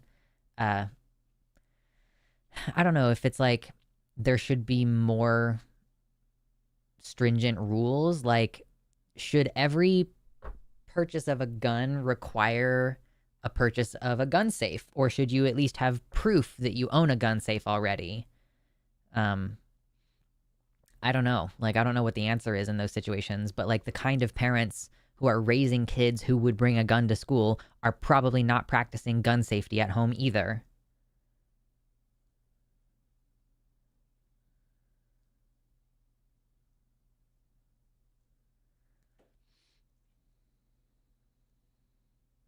Yeah, M says, no, I am not connecting with someone who wants to physically harm me, or, even who threatens to physically harm. Like, what are you supposed to do as a teacher if you have a kid in your class who threatens to shoot you? I honestly do think the blasé attitude is the best you can get. Basically try to bluff them with confidence. Like, well, then you better shoot to kill. Like, that is crazy. Oh my goodness.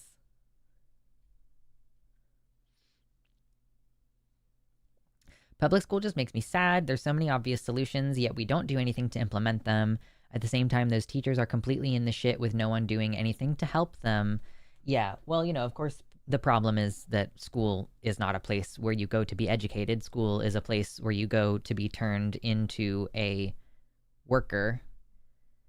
So, but like shit, you have a student in your high school who tells you that they're going to shoot you, and then you grow up and then there's a Luigi Mangione, or like there's a guy who sets an entire warehouse on fire. Like, I think what the message is, what kids are learning, what young people are learning is that there is one way to get what you want, and it's with violence, and it's with force, and it's with might makes right kind of thing.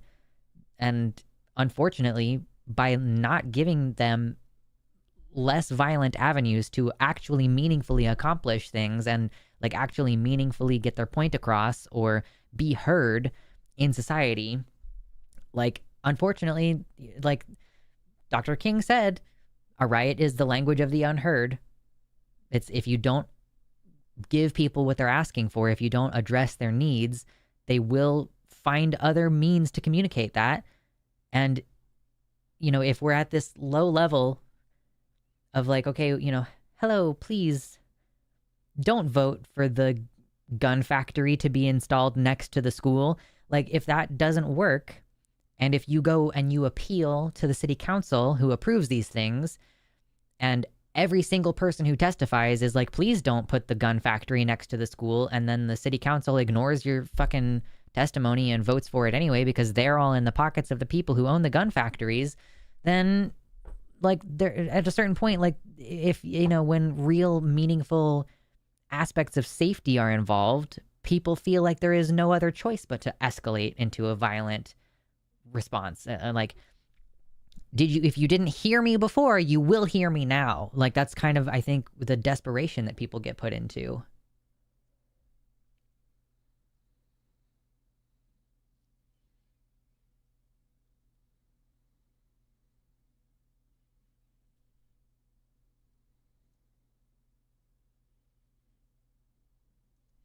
The irony about Daniela Young's opinion on homeschooling / public schooling is how much public school indoctrinates you. That's fucking true.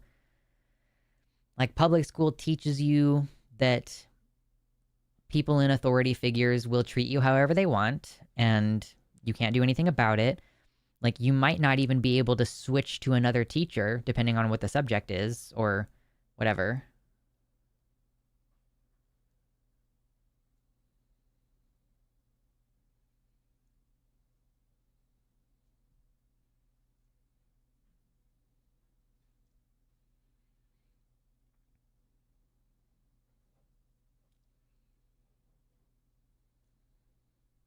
When kids feel totally hopeless, they do not care if the violent means to their goals ultimately ends them, which is the most depressing reality possible, IMO. Yeah, I mean, if you aren't valued and you feel like your life doesn't have value and you feel like there's no meaningful future for you to go into, this is circling back to what we were talking about way earlier with the difference between millennials, Gen Z, and Gen Alpha, that if you don't believe that there is a positive future waiting for you, then your life doesn't mean much to you. You're gonna like do whatever the fuck, and if you die, then whatever, at least you made your point. At least someone heard you before you went.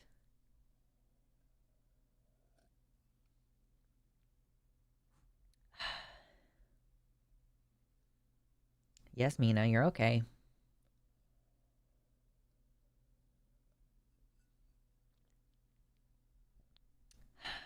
The degradation of public schools is a long-term project aimed at ultimately moving a public service into the hands of profit seekers who won't care if they break tomorrow's society for an extra buck in the evening. True. Yeah, it was a decent malapropism. I can't talk, which is crazy because that's my job. But yeah, I mean, it's much like what the NHS in the UK is doing right now, that the UK is underfunding the NHS and denying services outright. There's no dental and there's no trans care on the NHS anymore, so you kind of have to go private. And as they reduce funding and reduce staff, it creates a market for the private market to move in and provide a better service. Stupid. Coffee Beans says, so I have to admit, honestly, I feel that what's happening with Luigi or the warehouse is a reaction to the current system. The system was designed to crush the working class. So in the end, arson exists as a reminder that there is something to fear about the system. Not saying I explicitly agree with the violence, but I don't know if I can condemn it fully. Yeah, I mean, I think the fire in particular is a message about disrupting the system. Jesus, calm down, girl.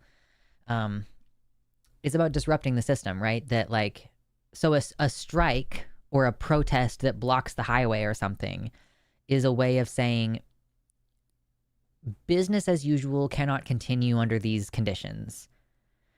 So, you know, yes, of course, disrupting traffic, you know, some people might be late to work. To be clear, these protests, even if they're blocking highways, they still allow ambulances and fire trucks to get through. No one's blocking ambulances for the sake of a protest. But if people are late to work, so be it. Business as usual cannot continue under these conditions. That's the message. A strike, same thing, is a way of showing collective power that things cannot continue under these conditions. We will grind the machinery of profit to a halt for however long it takes. You know, that's, of course, you know, general strike versus like an individual union strike. Like the union strike is basically saying in this particular industry, things cannot continue the way they're going unless you meet us at the table and strike a deal that we agree with. General strike, of course, is more generally business as usual cannot continue under these conditions.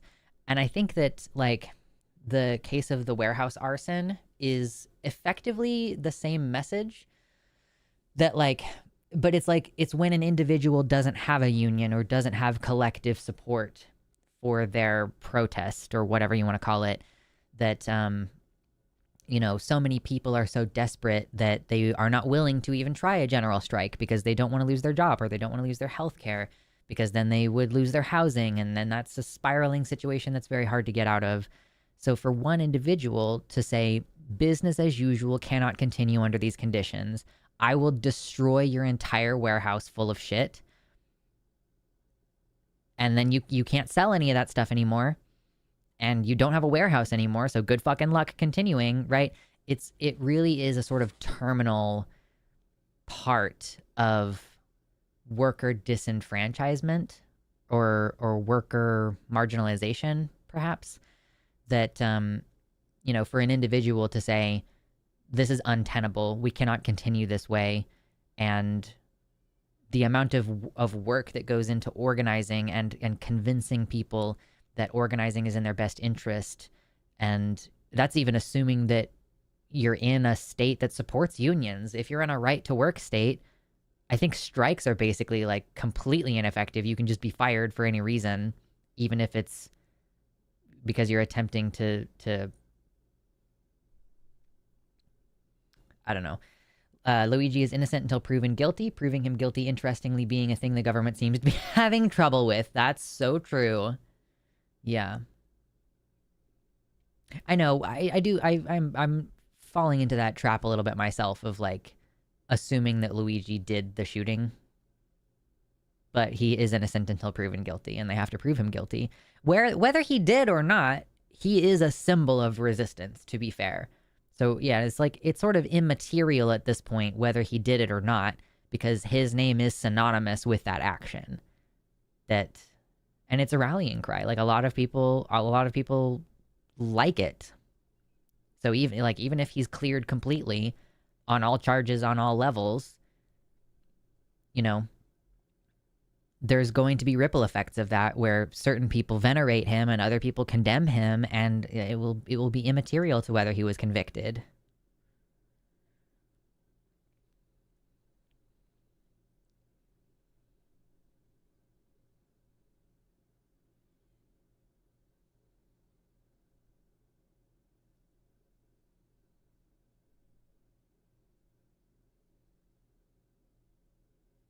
Does Mina have the zoomies? She has been zooming lately. It's like zoomies, but also she craves violence. She craves violence. Like she wants to bite so badly. She's like, I wish to bite you. Speaking of biting, I accidentally bit my lip, or not my lip. I bit the inside of my mouth earlier today, and it's like, once you bite it once, it's hard not to continue biting it. You know what I mean? Okay, I need to run to the restroom, so I'm just gonna take a little break. I'm not gonna be gone long enough to put on music, probably, so I'm just gonna, you guys can just sit quietly for a few minutes, and I'll be back. And then we'll finish out our last hour of stream, and we'll talk about whatever comes up. Maybe more Luigi Mangione or whatever. But yeah, back in a minute.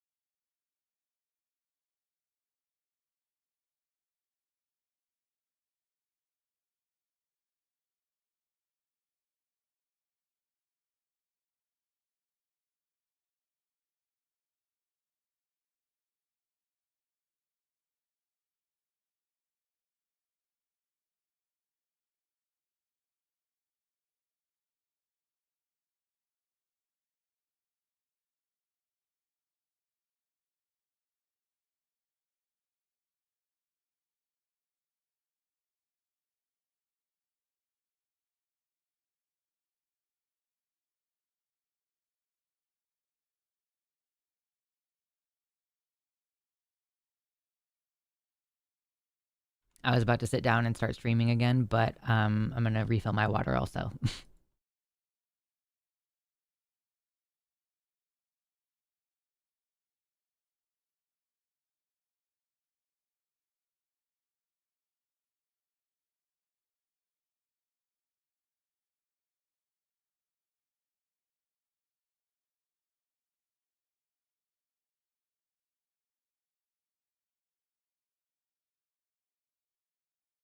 Okay, we're back and we have water. Water. Ugh.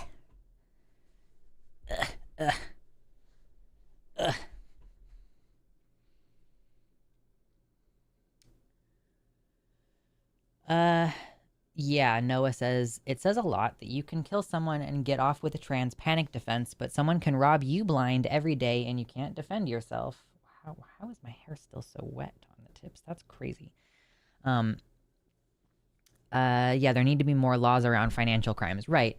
That like if your boss shorts your hours at your job and therefore functionally steals, let's say, a couple $100 from you on a paycheck of yours, that you like that's a civil offense, and there's not like a crime, like your boss doesn't go to jail for it.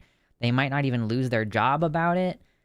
But if you steal $200 out of the cashier till, then you will get arrested and lose your job. Like, this is what we mean when we say crime is constructed and that the system, like, primarily exists to serve the interest of capital. You ever think about Bo Burnham, you know?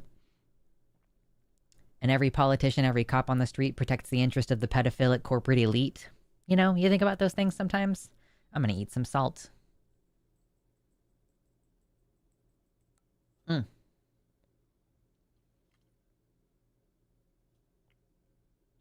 Delicious.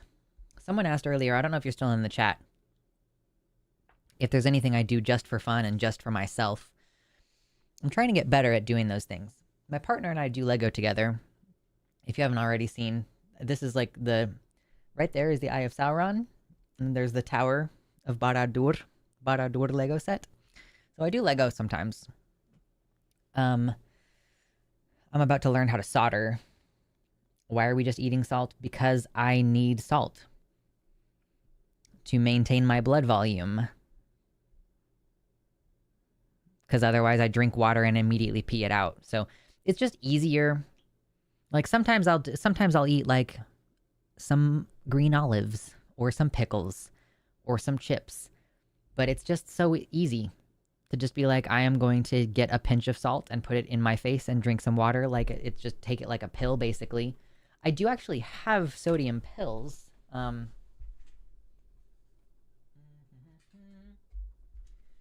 I did buy a giant thing of sodium pills, but if I take one of these, it makes me feel like I'm gonna throw up. It's too much all at once.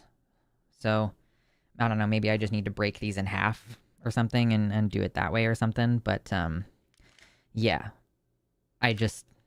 there have been times where I get a pinch of salt out of my salt well and it's too much, and I end up also feeling a little bit sick. But yeah, so that's why. I am about to get diagnosed, hopefully, with like whatever hypermobility or connective tissue disorder that I have. So, yeah. Have you ever considered smoked salt or truffle salt or something? No. I mean, I just don't really. I mean, like, I don't need a fancy salt. Smoked salt sounds interesting, but I mean, I can just take regular iodized salt, regular cheap salt, and pour it in here and then eat it. So, okay, I need to stop fucking with this thing because I am actually starting to hurt my wrist now.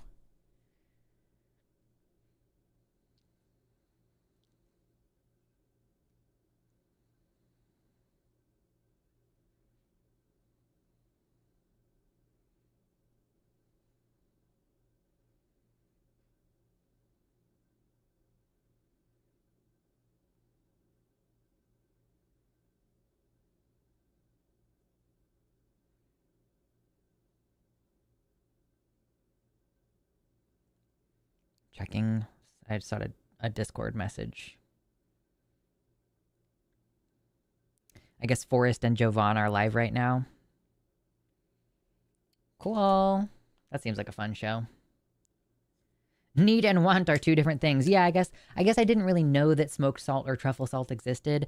And like I watched a video, my partner showed me a video about salt and how, you know, people claim, oh, Himalayan pink salt is like healthier for you. It's got all these extra minerals in them.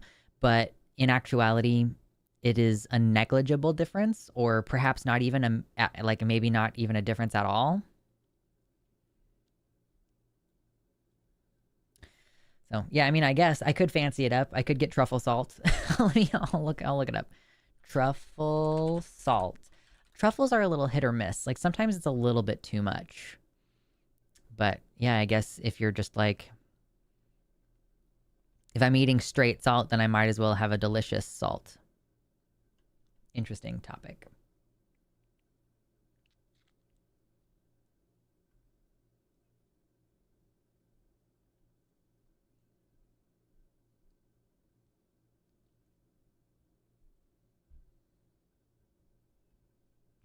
Mina needs to kill something. That's so true. Faulty says, I just had a lovely afternoon of speaking with my parents about what capitalism even is, how communism isn't what they thought it was, etc. When I was asked, what do you think the difference is between, or sorry, when my dad was asked, what do you think the difference is between capitalism and communism, my dad kind of stopped, sat there for a minute and said, that's a good question. Right. It's so funny to me when these people complain about communism and how, oh, the shelves in the grocery store are going to be empty and you won't be able to choose your doctor or whatever. I don't fucking know. And it's like, okay, well, I already can't choose my doctor. I'm already limited by what my insurance company will allow me to do. So I already don't have that freedom. Oh, and look at this. The shelves are already empty of certain, you know, like especially like at the height of lockdowns, or like at the points in the COVID era where we have had lots of mass death, which was mostly at the beginning. Of course, we still have mass death. It's just slowed down somewhat now. But it's like, I would look at the empty shelves and be like, every product that's missing here to me represents dead workers in the chain of getting this product into the store. But yeah, so it's like, oh, if you're so scared of this happen, like I love it when people share pictures of empty shelves and they say this is what life is going to look like under communist Biden or whatever. And it's like, that's what it looks like now under capitalism, currently now under capitalism. So yeah, people are fucking ridiculous. I joined a Facebook group recently and I've spent way too much time on it. Speaking of what do I do for my personal time? I'm desperately trying to get away from Facebook and social media. But yeah, I'll definitely waste time joining groups, and I'm like, I want to see what the conservatives are talking about. Or like, what if I make a substantive point about immigration or whatever? Like, oh, immigration is good for our economy, stuff like that. They mostly people are like, are you retarded? Like that's like the level of engagement when I'm like trying to make a salient point. So it's like, oh yeah. It's really funny how Republicans accuse left-leaning people of being unwilling to have productive conversations when like the majority of the responses that I've gotten in these groups is people who are like, you people and your mental illness. And I'm like, okay, what does that have to do with what I just said? Like, you just cannot grapple with what I've said, and therefore you need to sling insults. This is how I know you have no substantive points to make.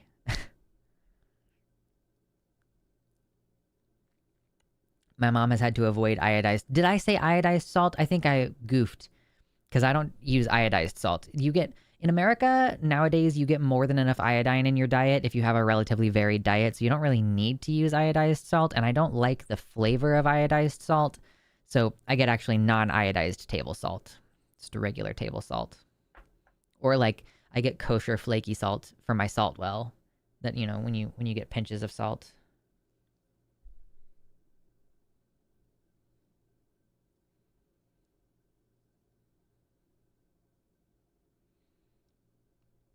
Wetware Angel says low sodium is a thing that can happen in a lot of cases.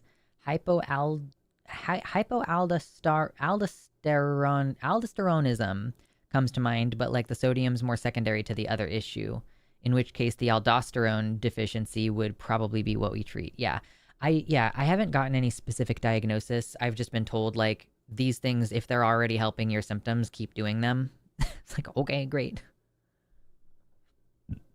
Chapik Carol says, just wanted to pop in, say hi, wish you well, and happy goodbye to Viktor Orban Day. Indeed. Goodbye, Viktor Orban. Get fucked.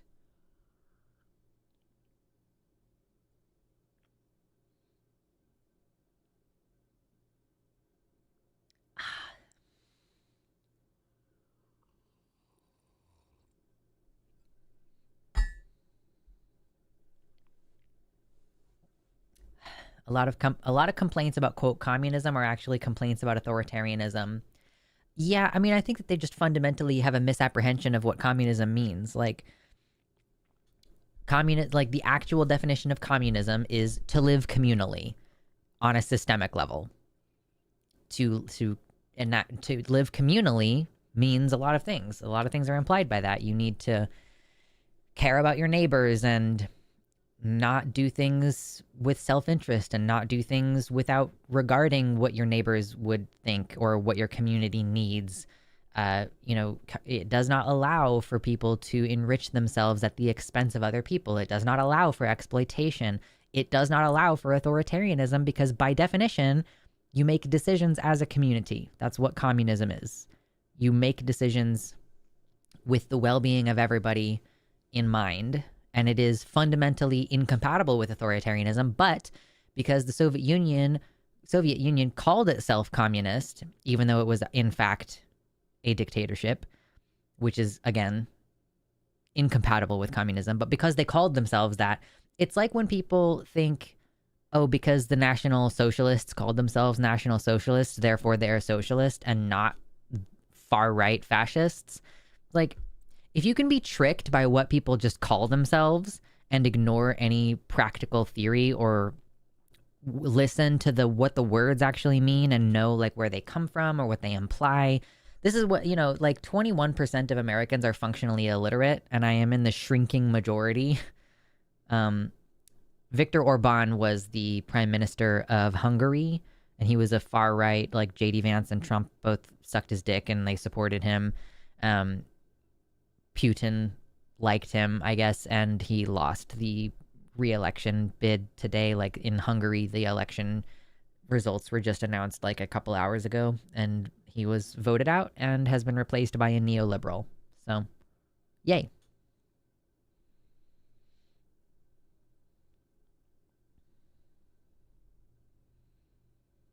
Granted, sometimes people complain about leftist authoritarianism while complaining about communism. I don't even know what leftist authoritarianism is. Authoritarianism, like, there haven't been any left-leaning. You aren't sounding like a Marxist, Leninist, Stalinist, and I'm loving it. I don't concern myself too much with the individual labels because I think it's more practical to just talk about our policy positions or like the fundamental morals that guide our approach to policy positions. So it's like, yeah, Lenin and Stalin were authoritarians who tried to pass themselves off as communists, much like Hitler was a Nazi who tried to pass himself off as a socialist. Like, oh, if you're in the in group, if you're in the Aryan group, if you're one of the ones we like, then you get all kinds of good stuff. Like, that doesn't mean you're socialist. It's like socialism for some people but not others is not socialism.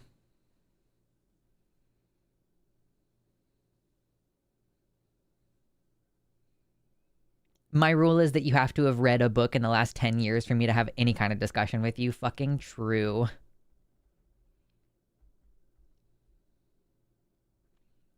I'm done arguing with people that have an elementary school reading level. Fucking true, too. Yeah. That's tough. That's tough. And it's like, you want to educate. Like, at least that's what I would like to do. I would like to educate. There's a reason why we take MAGA calls on the line, because sometimes we do shift people a little bit. Or we shift people in the audience. But it's hard. Like, sometimes people are just like not going to believe you because of who you are. Or they believe Fox News is telling them the truth and anybody else is a liar, because that's part of being in a cult, is that everybody who doesn't agree with you is a liar. And I have to catch myself too sometimes. Like when I am looking at these posts on Facebook from conservatives, sometimes I'm like, wow, these people are fucking idiots. And then I just scroll past, and then I have to be like, no, you can't just dismiss people for being fucking idiots. That's not fair. It like lays the blame on the individual for a systemic problem. Like, it's not entirely their fault that they have been lied to by trusted sources. It is not their fault that they went to public school where nobody taught them how to think critically, and they don't naturally have an authority questioning disposition like I do, like many autistics do. Like, it's not their fault completely that they have bought into this narrative. That to be able to pull back and go, this is a systemic failure. But also, there is part of you sometimes that's like, Jesus Christ, these fucking toddlers can vote. These people who cannot read past a 6th grade level can vote. These people who believe that Obama was a secret Muslim who was not born in America can fucking vote. Holy shit, we're all gonna die. It's like, it's hard to not do those things.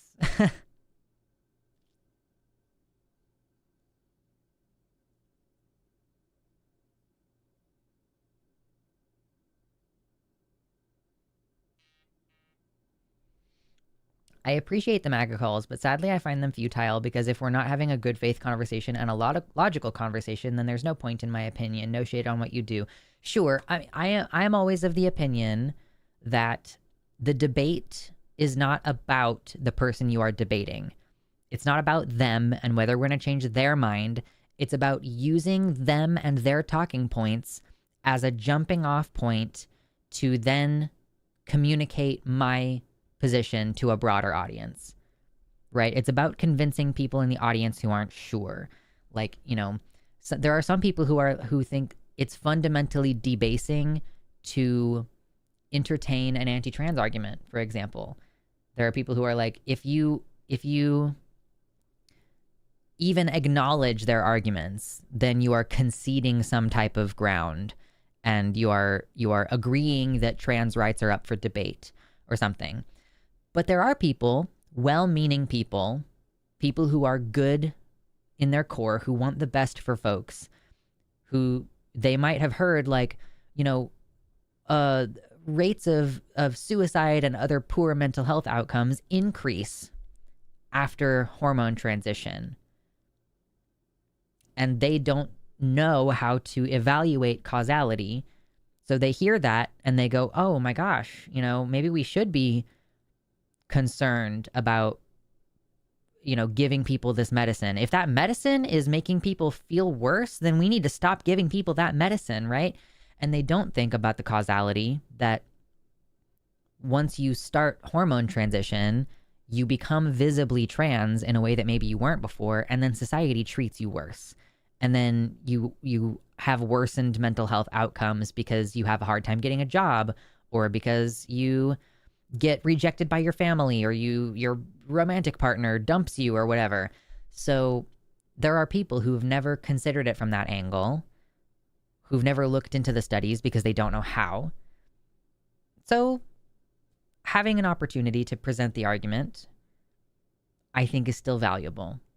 And that's just one issue where I think, like, it's worth it to make sure that information is getting in front of people when they might not have seen it before,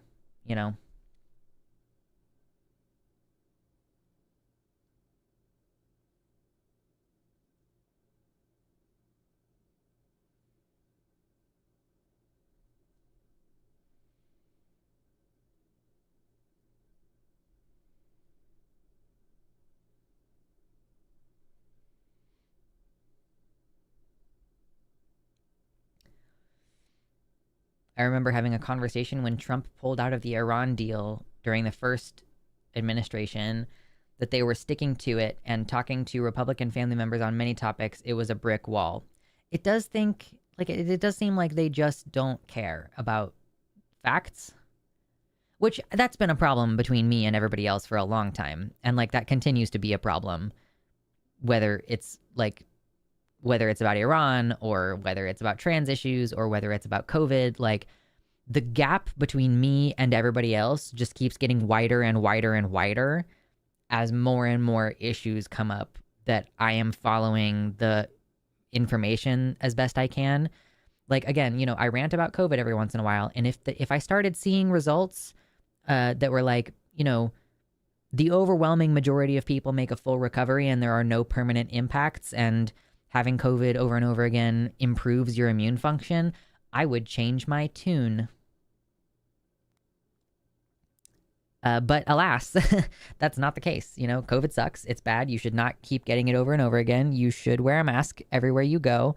And that's just the facts. And if you want to argue against that position, you are not arguing with me. You are arguing with the facts, and you are arguing against a virus that doesn't care. It's not like the virus is going to hold its breath for you when you pull your mask down to eat at that restaurant you want to go eat at. You know what I mean? So I've just had to get really comfortable with being in that space of people not having the same set of values as I do. Or, I don't know. It's whatever. Like, it's crazy to me, and no shade, to be completely honest, but Forrest was accurately articulating the concept of Swiss cheese theory. So, like, when it comes to protecting yourself from a virus, if you have a bunch of pieces of Swiss cheese stacked on each other, each piece of Swiss cheese has holes in it, but if you stack enough pieces together, then you might end up with, like, very few holes. If you were looking down this column of Swiss cheese, there might not be any holes through, right? So if you get vaccinated and you wear a mask and there's adequate air filtration and you're outside and whatever, da da da da da, like if you add them together. But Forrest gives talks and goes to conventions where he and everyone else are not wearing masks. So it's like you can articulate the idea of Swiss cheese theory, but as far as I know, the only thing you do is vaccinate. So it's like you have one piece of Swiss cheese, but it's not, you're not like actually in the practice of stacking them.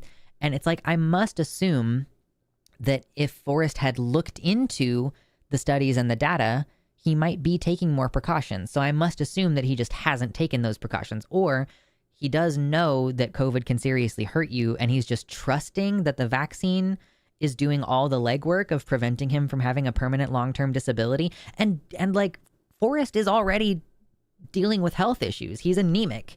And he has serious health issues. And there are some days where he's like, I'm going to spend the entire day on the floor because of health issues. And so it's crazy to me that he is not as fervent as I am about taking those precautions, but also like the tricky situation where I don't want to like ruin the professional or friendship relationship that I have with him by being like, so why do you go to these conventions without a mask on? I don't know.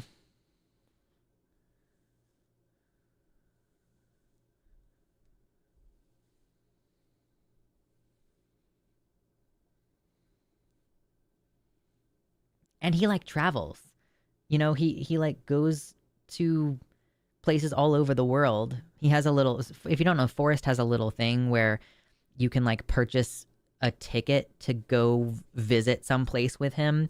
So he'll take like a group of paying customers effectively to travel with him to South America or whatever. And I'm like, I don't even know if he wears a mask on an airplane. I don't know. I'm not surprised that Forrest is anemic for some reason. This is part of the, he travels without testing as well. Yeah, that's crazy. Yeah, it's part of the narrative of him being a vampire that he is anemic. No, I don't know any details. I just know that he has to take iron supplements and that sometimes he can't get up off the floor. That's pretty much it. Forrest is getting his PhD in something biology associated. Yeah, he has like 2 master's degrees, and I don't actually know if he travels without doing COVID testing before and after. But yeah, I don't know what his PhD is in specifically. I think it's something to do with developmental biology, I'm pretty sure. But yeah, I know he has 2 master's degrees in something biology related.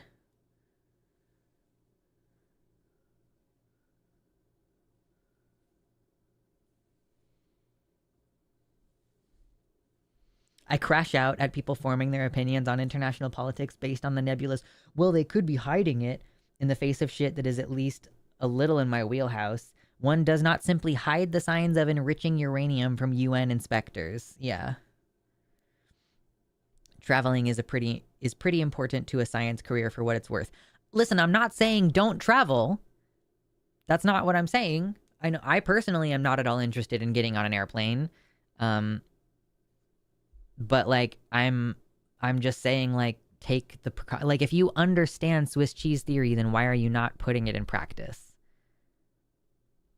Like, I can't understand it. If we do LineCon in person, which we are talking about doing it, I don't know if maybe if you guys have been around the couple times that we've talked about like how we're expanding at the line, but one of the things that Jimmy would like to do is to have a LineCon in person, and he wants it to be a really big event, bigger than the other atheist conventions that we have in this country. He's like, I want it to be bigger than American Atheists. I want it to be bigger than Freedom from Religion Foundation. And like, shit, like if I go to something like that, first of all, I'm going to drive there. Like, I'm not taking an airplane. Fucking shoot me before I get on an airplane. But it's like, I'm going to be wearing a mask the entire time. And I feel like I would just need to step back from any kind of organizational role. Because if I don't, shit.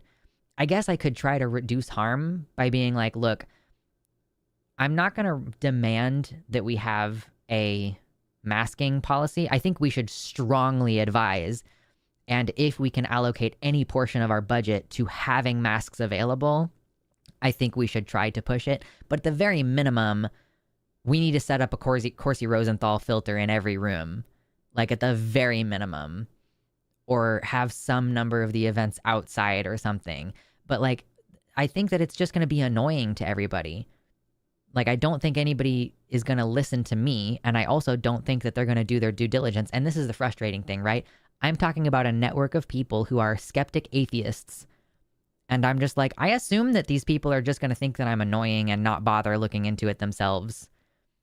Or, you know, they'll be like, well, I'm vaccinated, so it's not a big deal. Or whatever. Like, I don't know, man.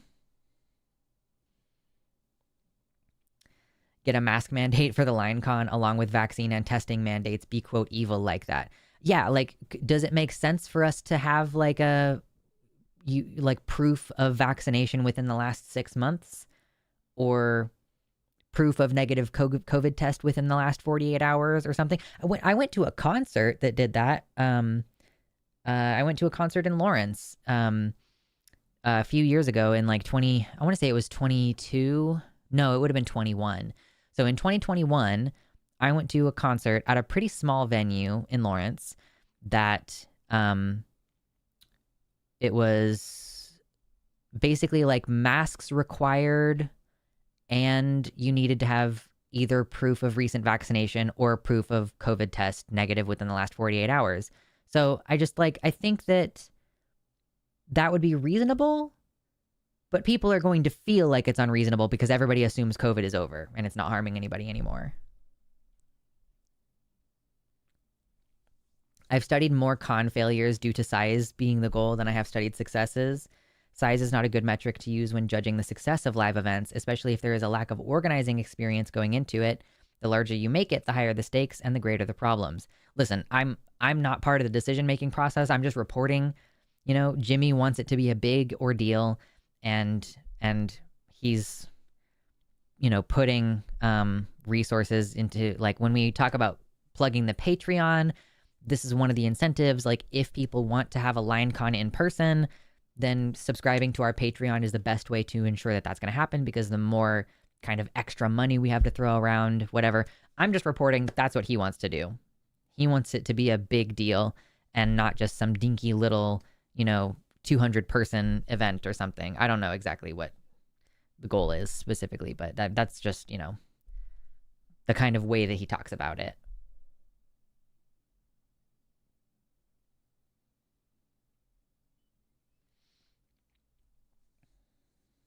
Wow. Byron says, my advisor was anemic at one point a few years ago, and it turned out he had picked up a bacterial infection that's typically associated with World War I trenches. He had to have a heart valve replaced back in 22. Damn, that's crazy. Demanding to see medical records might be seen as unreasonable. I mean, like I said, I went to a concert and I had to bring my little vaccine card that said, here's the date of my last vaccine. And I did not feel like that was unreasonable. I don't know that everyone disbelieves you, Lux. They may just be prioritizing different things. Yeah. I just can't relate to the idea that, like, not getting permanently disabled is not a priority. Like, maybe that's just me speaking from a place where, like, I already have a nebulous disability and I've had to, like, bash my head against the wall trying to do things that I physically can't do or that are hard for me to do physically. And, like, I can't imagine being more disabled than this. I would fucking lose my mind. I think I would be fine ultimately, but, like, it's a struggle. And so maybe it's just that these people have no idea what it's like to be unable to do things that you want to do. That's what I mean. It's like Forrest does have health issues with his anemia. And so I'm like, I can't imagine being like, yeah, I'm okay with risking becoming more disabled or with harming other people. Like, this was the thing that we all kind of rallied around during the initial lockdowns, was like, whether you personally are healthy enough to make it through a COVID infection, someone near you might not be. So it's like, these people don't share the value of their personal health, and they don't share the value of public health. This is part of what I mean about, like, I am on a completely different page than most people nowadays. I can't imagine being like, I'm okay with risking my health personally, and I'm okay with the collapse of public health. I'm okay with with participating and upholding events where disabled people cannot go, I can't imagine being like, I'm okay with living in a society where disabled people just don't get to leave their houses anymore.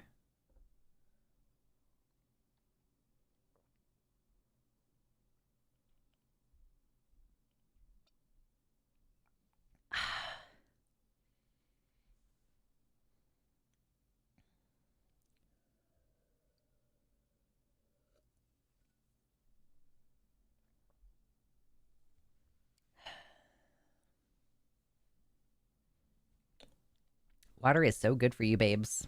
Drink water.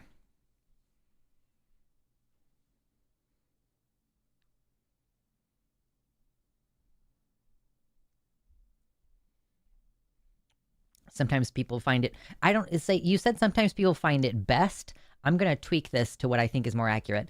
Sometimes people find it easier to put the responsibility for health back on the individual rather than personally assume that risk. I think that people are just like unwilling to be even minorly inconvenienced. Like I can report it's not that much of an inconvenience to wear a mask everywhere. If I had a beard, maybe it would be a little bit more of an inconvenience. But like I literally put on a mask before I even leave my house, and then I keep it on pretty much the entire time I'm out. And it's not that big of a deal. Like again, maybe I like these are glasses that I only wear when I'm sitting at my computer. I do need all the time glasses. Maybe when I have all the time glasses, it'll be a little bit trickier. But like also part of the reason why I have a difficult time wearing my glasses at the same time as I'm wearing a mask is because something about my nose and my breathing, like if I don't wear my mask all the way up here on my face, it is like squeezing my breathing tubes. So I think I need to just get my deviated septum fixed. So if maybe I'll need to switch to a different type of mask when I probably soon get a pair of glasses that I can wear all the time. And then maybe I need like a skinnier mask that even if I need to wear it all the way up here on my face, legitimately the top of my mask is all the way up here because I like if it's down here, it's squeezing. It takes very little pressure to make it impossible for me to breathe through my nose. So yeah, like I understand that there are logistical difficulties surrounding that. Maybe I'll need to get contacts so that I can wear contacts. And not have to worry about my glasses and a mask at the same time. Like, whatever. I don't personally find it to be that big of an inconvenience. And I overheat in the summer, to be clear. You know, I overheat in the summer. And I still wear a fucking mask.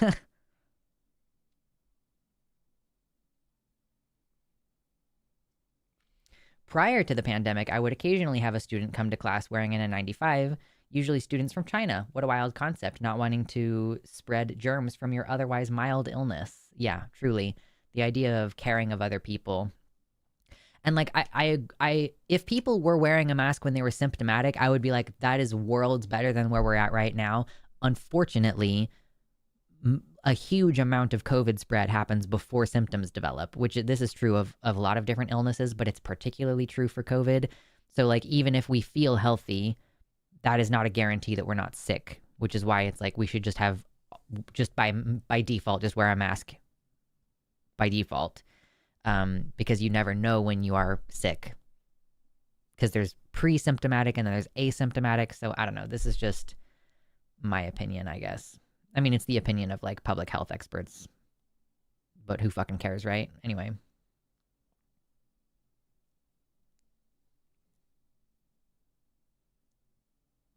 I have a beard, a modest beard, and I personally prefer wearing a mask out. It's like a safety blanket for my chins. Yeah, my partner has a beard and he wears a mask everywhere. And like, we're slightly different. He will put one on like before he goes in, but he'll not wear a mask like between the house and his car. So like we differ slightly on those things, but we're mostly on the same page. But yeah, it's like sometimes his beard looks a little bit fucked up at the end of the day. Like, you know, you get those lines right here. Sometimes it happens. How is this mousse working for my hair? Let's see. I scrunched out the crunch in my moosed up hair. I got some Not Your Mother's um hair care products. Are you always supposed to wear the N95 one? N95 or KN95. If you wear one of the baggy paper ones, like the baggy blue ones, it hurts my ears. The only N95s that I get they go around the back of your head.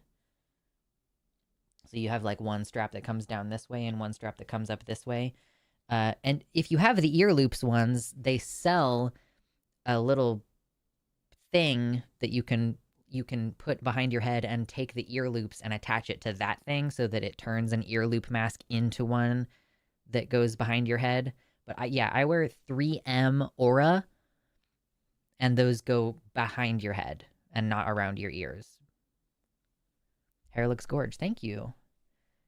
It is impossible to have a mask properly seal with a beard. Yeah, obviously, it is not a perfect seal. And also, it is better than not wearing a mask.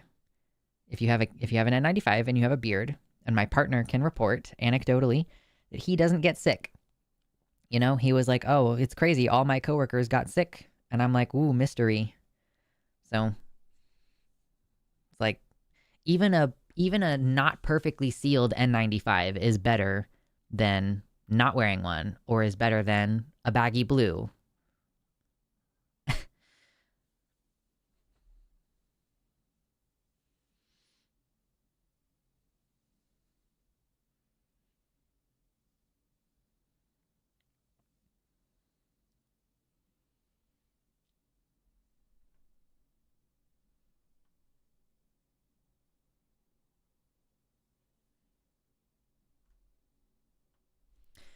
Coffee Beans, talking about the convention, says, "This is one of my autistic interests.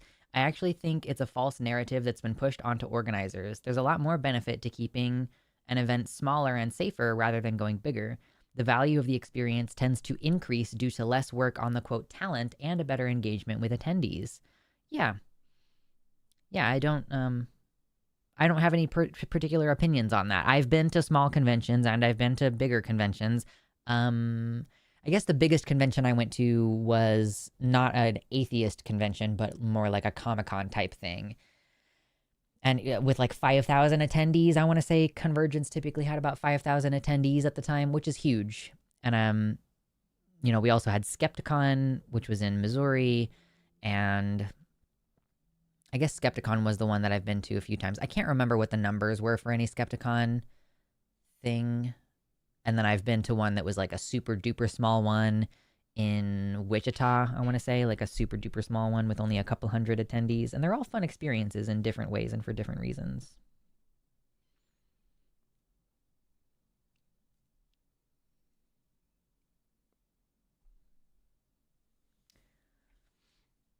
I really wish that disabilities, especially invisible ones, were more in the forefront of people's minds as a collective caring for others instead of the lack of thought stemming from rugged individualism and privilege of those that don't have issues. Truly. Yeah.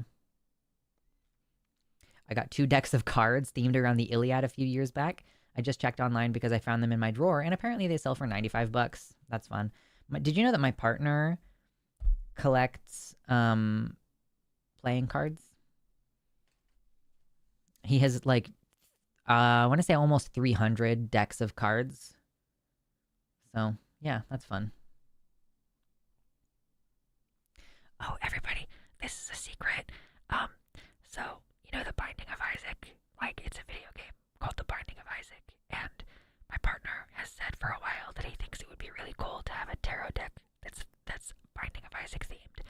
And there was one on a Kickstarter at one point, but it was pretty short-lived, and I just recently saw that they're going to make another set of the tarot cards, and so I did a pre-order, and we're not going to get it until this summer, but I feel really good about getting him a fun little gift, and it's going to be a surprise, and I hope that he really likes it. He doesn't give a shit about tarot at all, but it's just because some of the perks and stuff that you can pick up in The Binding of Isaac are tarot cards or whatever, or like astrology and shit like that. So I think it's gonna be really cool. It's a secret. Don't tell anybody.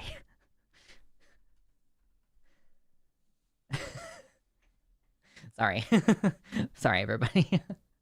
It's a secret. I had to be quiet. Shh, be secret. It's a secret.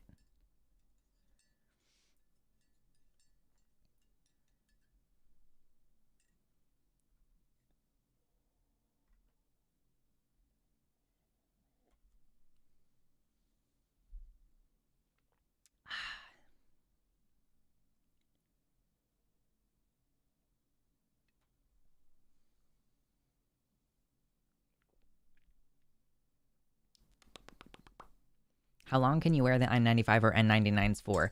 I was just reading something that said that they lose efficacy after like 8 hours. Because the thing about the 3M masks, at least the ones that I use, they're not like part of it is just the particulate, like the design, the engineering of the physical fibers, but part of it is also that there's some kind of ionization. So like they catch and attract molecules or something. I don't really know how it works, to be completely real with you. I don't really understand it. But basically, like the ionization effect loses efficacy over time. So, like, technically, they might lose some of their filtration power after that time. But I reuse a mask until I feel like the head straps are too loose. So, I'll wear, and I don't wear them for extended periods of time because I don't leave the house for extended periods of time. So, but let's say I go to the gym, a few times a week, and I'm gone for an hour and a half each time. And, if I go out to any store or if we go bowling or whatever, so I'll wear a mask for like a couple weeks usually before I replace it. So they're expensive. The 3M Auras are expensive, but I'll just wear the same one. Yeah, like I said, until I feel like it's not fitting me the way that I want it to be fitting me. If I feel like, oh, it's starting to get a little loose in the goozle area, then I'll just switch to a new one. Or if I go to the doctor's office, I wear a brand new mask to the doctor's office, and then I throw it away that day. I'm not reusing a mask at specifically a medical situation. Yeah. So those are kind of, if I'm going to the doctor's office a lot, which I have been the last couple months, then I'm going through masks a little bit quicker. But yeah, I'm not like gonna use a mask that's already been used, and I'm not gonna reuse a mask that very, very likely has a bunch of COVID all over it. I know I'm sort of running a certain amount of risk with reusing my masks regardless, because like there could be a person with COVID at the gym. But because it's like I go to a gym that's very, very, very big and open, and I go at a time of the day where it's not super busy. So I'm kind of, I'm working several different angles of hoping that there's, I'm not getting a concentrated dose. Whereas if I'm sitting in a waiting room for 20 fucking minutes with several people who are coughing in there, and it's not as big and open as the gym that I go to, then yeah, I'm like, okay, we're dealing with some issues here at that point.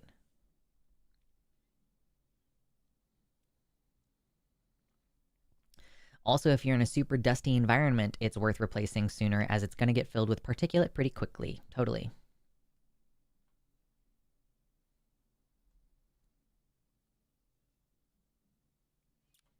Faulty, thank you for your anecdotal report. I have a massive beard myself and have repeatedly made it through sickness waves at work because I continue to wear a mask. I used to get sick often when people were coughing around me, and that hasn't happened much other than when I'm around my nephews and get a bit lax about it, which may change. Yeah. Thank you for reporting that. Like, yeah, I don't have a beard, so I can't speak to that issue of the beard, but yeah, your mic settings handle that like a champ. I'm glad, yeah. Sorry, the ASMR was a jump scare. Sorry about that. I reuse masks unless they get wet. I was, someone turned me on to this. I can't remember where I saw this, but I was thinking about how to have mask protection when you go swimming because I wanted my younger sibling to take swimming lessons. They don't know how to swim, which I think is a critical problem. And this one was, I just happened to see on social media quite a while ago. I keep a tab open for it. Moldex M4620 N95 Airwave M Series Black Disposable Particulate Respirator with Smart Strap and Full Foam Flange. NEOSH approved. This is apparently a mask that can tolerate getting wet somewhat.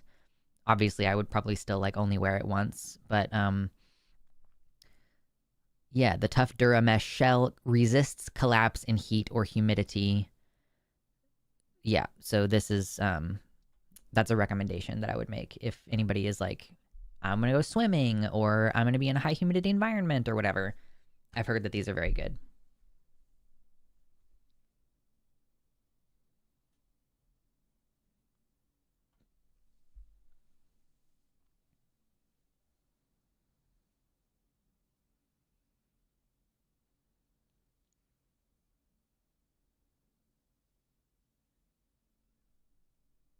I'm gonna let my weird side out. Slowly, I would like to normalize PPE so that I can eventually wear an environmental suit out in public. Can I ask what I want to be the real life Gordon Freeman? Hold on.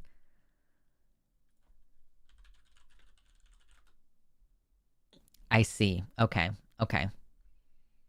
The silent protagonist of the Half-Life video game series. Okay. Okay. Just for funsies? You just want to wear an environmental suit for funsies?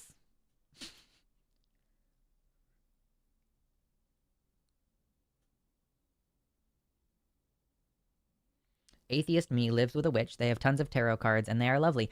I don't know if I would actually call myself a witch. I guess, yeah. I mean, for fun, at least, I would call myself a witch. I have tarot cards. Where's my other tarot cards? I did buy another tarot set at the Renaissance Festival last year, but it was, I don't know. She doesn't like me. That set doesn't really like me. But the reason why I got it, I was like, this one has the explanation for what the cards mean on the cards themselves, which I was like, oh, that might be easy. It might be better for me trying to learn the tarot cards. Like upright, this is, what did I just pull? I pulled the Two of Pentacles just from the very back of the deck. If it's in the upright position, it has to do with multiple priorities, time management, adaptability, and balancing decisions. And in the reverse position, it means you've overcommitted, are disorganized, you must reprioritize, there's a lack of balance, and you're overwhelmed. So I was like, I kind of think that this might be easier for me because my other set, this is the box, by the way, my other set, Star Spinner Tarot, this one's cool because it's a queer set. You can choose between 4 different lovers cards that like they have different sexed characters on them. So there's like one that's clearly a man and a woman, and there's one that's clearly a man and a man, etc. And you only put 1 lover's card in the deck, but it doesn't have the meanings or anything on them. So I have this little book that I always read because I don't remember what any of the cards mean. At this point, I understand what the death card means. You see the death card, especially if it's in the upright position, and you're like, oh yeah, baby, death means good things. And that's pretty much all I know. The rest of them I have not memorized. But this deck was always telling me, she was always being mean, always telling me nonsense, being rude. I don't know what her problem is. She does not like me.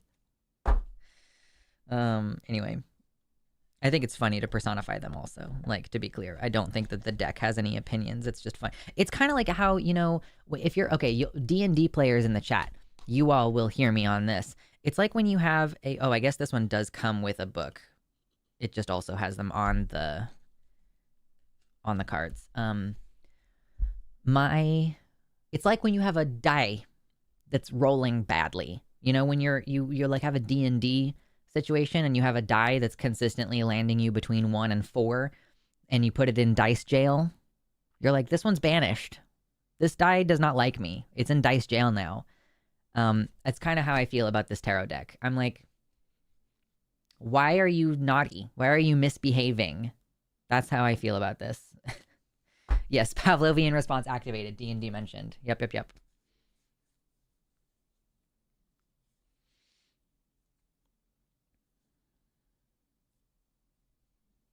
What's the name of the con y'all are organizing and what stage is the organizing at? So I don't know what, right now we have on our Patreon once a month, sometimes twice a month, depending. We have LineCon Online, which we usually have 3 of our contributors, 3 of our hosts do a 20-minute talk. I did one about COVID when I did LineCon a few months back. I did a 20-minute talk about COVID, and so we do 3 20-minute talks followed by a 1-hour Q&A session, and that's LineCon Online. So we want to do like LineCon in person, but we have not really started planning any organizing bullshit. Like, what we're doing right now is when we are working on directing more traffic toward our Patreon. So, of course, plug my Patreon, patreon.com/Luxander, which I really want to start doing more with. Right now, there's some pictures of Mina on there that nobody has seen unless you're on my Patreon for $1 a month. But anyway, patreon.com/calltheline. We are trying to get more people here because this is what's going to give us the stability and the flexibility to, start doing bigger things. Or like, for example, Jimmy would really like for each host to have 2 pieces of merch that we can wear during streams, which would be great. I would love to have, like a chewed gum hoodie or something, but we need a certain amount of extra money, basically profit. We need a little bit of profit to spend on those things. So we are trying to drive more traffic toward the Patreon because of that. Like, we want there to be more people on the Patreon because then we can count on that income. Like, and I've talked about this before with my channel. If you subscribe on Patreon, then I can count on that money. Like, I know that it's going to be there every month versus, like, obviously, like today, we've only gotten like $9 in stream revenue. So I cannot count on stream revenue. If I set the goal of $100 each stream, then we don't always hit that amount, right? So that's kind of like what we're doing right now, basically, is just trying to improve what we offer on the Patreon to get more people to subscribe to the Patreon so that we have more extra money sitting around to invest in our hosts and in, like I said, about we want to be able to give our hosts merch. It's not free for us to make and give the merch away, right? Like, if I want some of our merch, Jimmy can give me a discount code so that it's at cost, but it's still going to cost money. Like, I still have to pay for it, or the company has to pay for it. And by the company, that usually just means Jimmy has to pay for it because he owns the company. And any money that gets reinvested in the company right now is basically just coming out of Jimmy's pay. So yeah, that's what we want, like more stable income that isn't dependent on views or algorithm or whatever. So when we get to a certain level, and I can't remember what exactly he said. I think he said if we get to a certain number of patrons, then we'll be able to really start working on planning and organizing for LineCon in person. But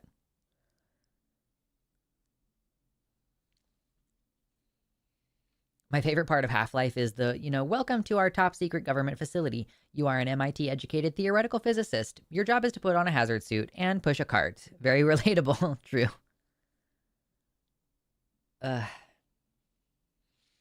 Why don't we do I want to see if this deck is still a meanie Fofini. I'm going to just do a quick pull, like a quick 3-card pull, and just see.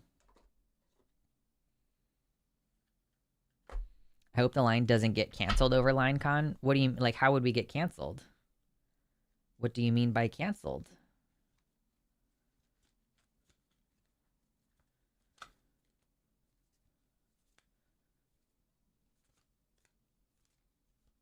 Yeah, dice are weird. I feel like straight up resin dice with like not a lot going on.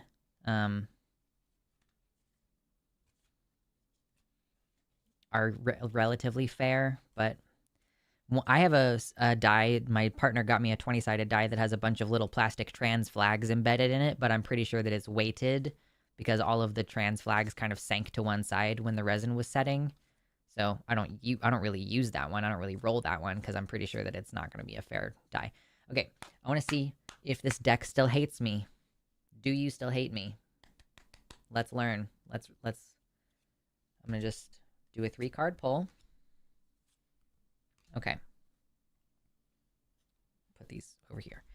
So my first card is the World in the upright position, which refers to completion, accomplishment, wholeness, attainment, fulfillment, travel, celebration of life, and arriving. I can't show it to you because there's titties on it. Then I have the Knight of Cups in the reverse position, moodiness, disappointment, overactive imagination, jealousy. Okay. And then the Ace of Wands in the reverse position. Delays, lack of motivation, lack of energy, lack of passion, weighed down, boredom. Like what? What?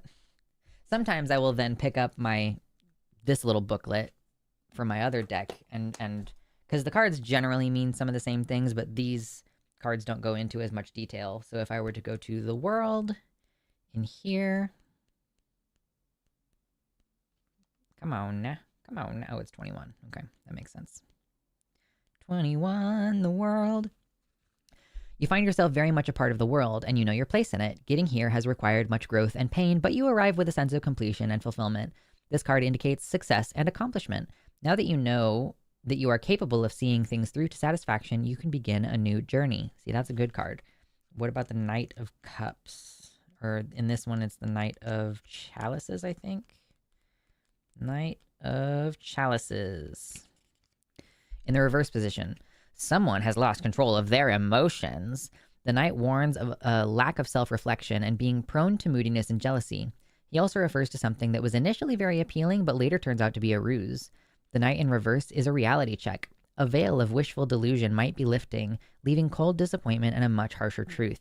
It's a reminder to watch your moody tendencies and be practical when you do not get exactly what you want.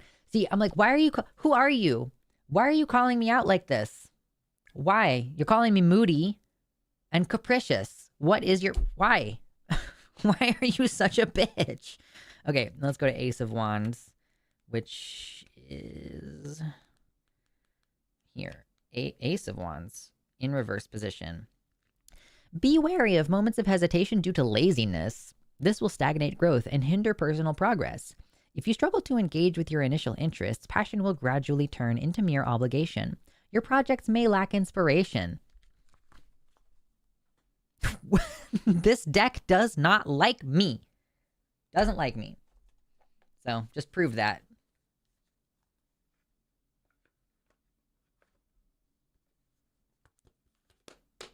Ain't nothing to censor about titties. They titties. I'm just saying YouTube won't like it if I put the titties out.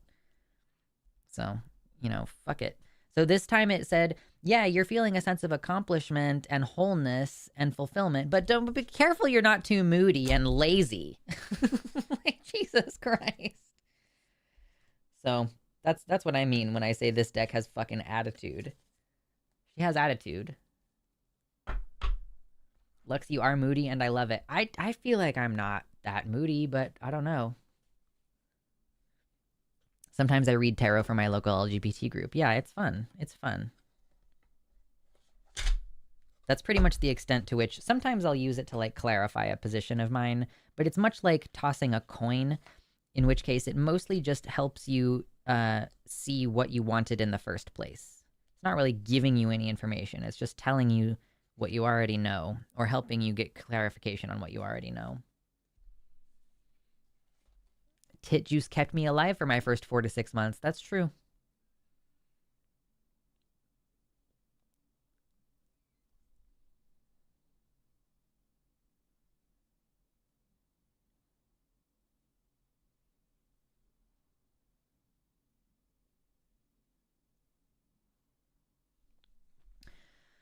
The argument that people won't attend an event if masks are mandated is complete BS, by the way. I can't tell you how many people I know who wouldn't even consider attending or who simply can't attend if they're not mandated, push for the masks.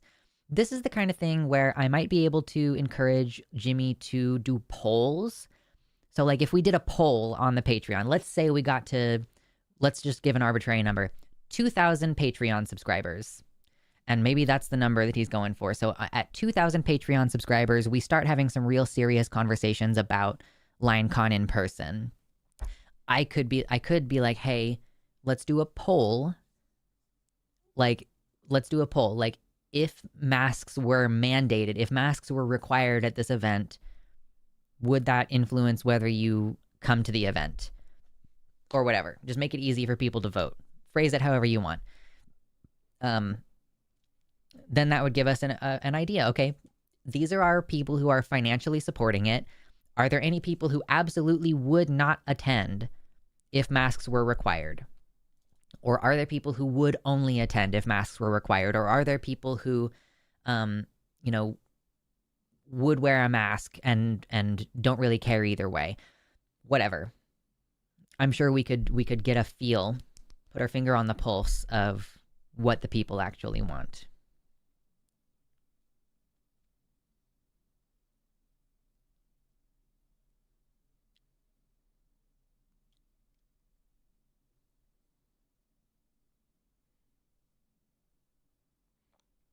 I changed my name on Facebook and my uncle just sent me a link to some detransitioner preacher. Losers, pick me losers. Detrans people who get on a platform like that are pick me losers. Come at me, bro.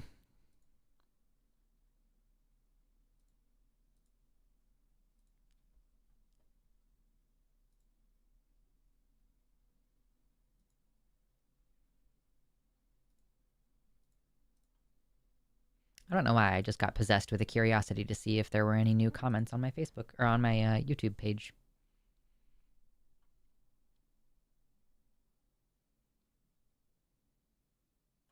The deck has 90s attitude. Let me do before we end the stream, which is coming soon. I want to let's check in with the deck that I don't dislike. The one thing that sucks is that this deck is cut unevenly. So I don't know if you can see that there's like all this differences in shape at the top. That's because the cut on the top and bottom of the cards is different. So technically speaking, if I wanted to pay attention, I could tell which cards are in the if I could look at this and tell which cards are upright and which cards are in the reverse position. So that's kind of annoying, and there's not really any way for me to fix that, and it sucks. This was a gift, like my first tarot deck, a gift from my friend Silent. So yeah, let's do a little shuffle shoe, a little shuffaroo, and see if this deck is less of a jerk today. Whoa! Oops. Honestly, I think the majority of people are just somewhat apathetic. They'll wear a mask if it's mandated, and only if it's mandated, if that makes sense. Yeah. Yeah, basically, like I'm sure that there are some people who are like, oh, well, I don't really understand why, but if that's the policy and I can't go to the convention unless I do that, then sure, I'll wear one, right? Like, I'm just assuming that most people are operating on a lack of information with this. Okay. Okay, well, all three of these are in the reverse position, so that's great. I got the Emperor in reverse position. Let's see, what number are you for? The Emperor. In this position, the Emperor is a tyrannical figure. Power is abused and corrupted. Institutions are rigid, unmoving, and unfair.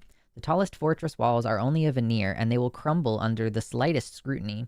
Beware of those who feel entitled to your loyalty, your labor, and your livelihood. Likewise, be careful not to overstep your sense of authority. Okay, well, yeah, that's not terrible. The Ten of Chalices in reverse position. There is something barring the road to complete happiness. You are close to fulfilling your wishes, but you have neglected to tie up a few loose ends. You cannot fully enjoy your achievements because there is lingering regret and discord. Reappraise your accomplishments and take stock of where your agency was either honored or thwarted. Okay, that's not too bad. Three of Coins in the reverse position. Coins is something to do with like material, like money or resources typically. In this position, the Three of Coins suggests that the quality of your collaborations is beginning to suffer. You must take some time to troubleshoot and figure out where the snags are in your complex network of projects.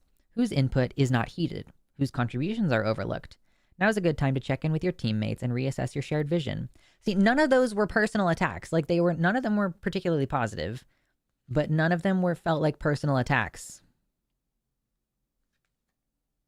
Crazy. Yeah, so this tarot deck, if I really need a reality check, I gotta go to this one. She got fucking attitude, dude.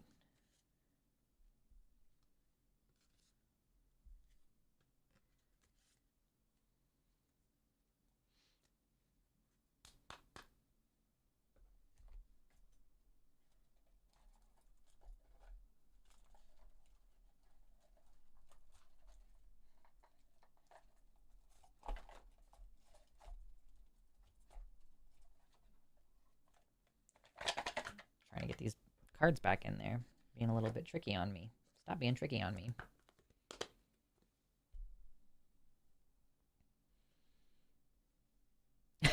The last time I did a read from my deck, it was like, no romance, you suck with money/career, and you need to work on that. Girl, sometimes they be having attitude. It's crazy. Rain Raven, are you just complaining generally, or is this criticism directed toward me right now? I don't want to make an assumption and get defensive for no reason. I'm like, I just want to, because you seem upset, and I don't want to be reactive to that. So, I'm just seeking a little bit of clarification.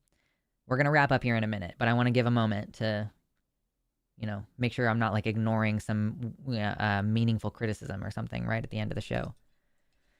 If you get real good at this, I'll lend you my time machine and we can go back to the early 90s and start a 1-900 psychic call-in line. True.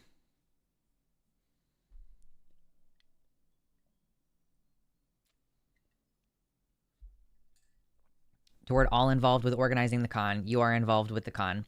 Well, currently, the con does not exist. No one is organizing anything because it does not exist. We would like to do things in the future. And in a practical sense, I will probably not be involved because I expect to get a lot of pushback about this particular issue. Getting a feel for where the community stands on it, that's me saying like, well, maybe my expectation that there will be pushback is unfounded.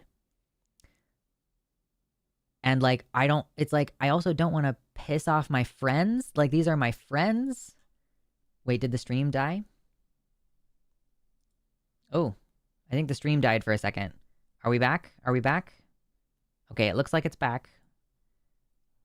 I feel like there's some stuttering happening or something, which is crazy. YouTube is not receiving enough video to maintain smooth streaming. This is crazy because I literally just got an upgrade to my internet this week.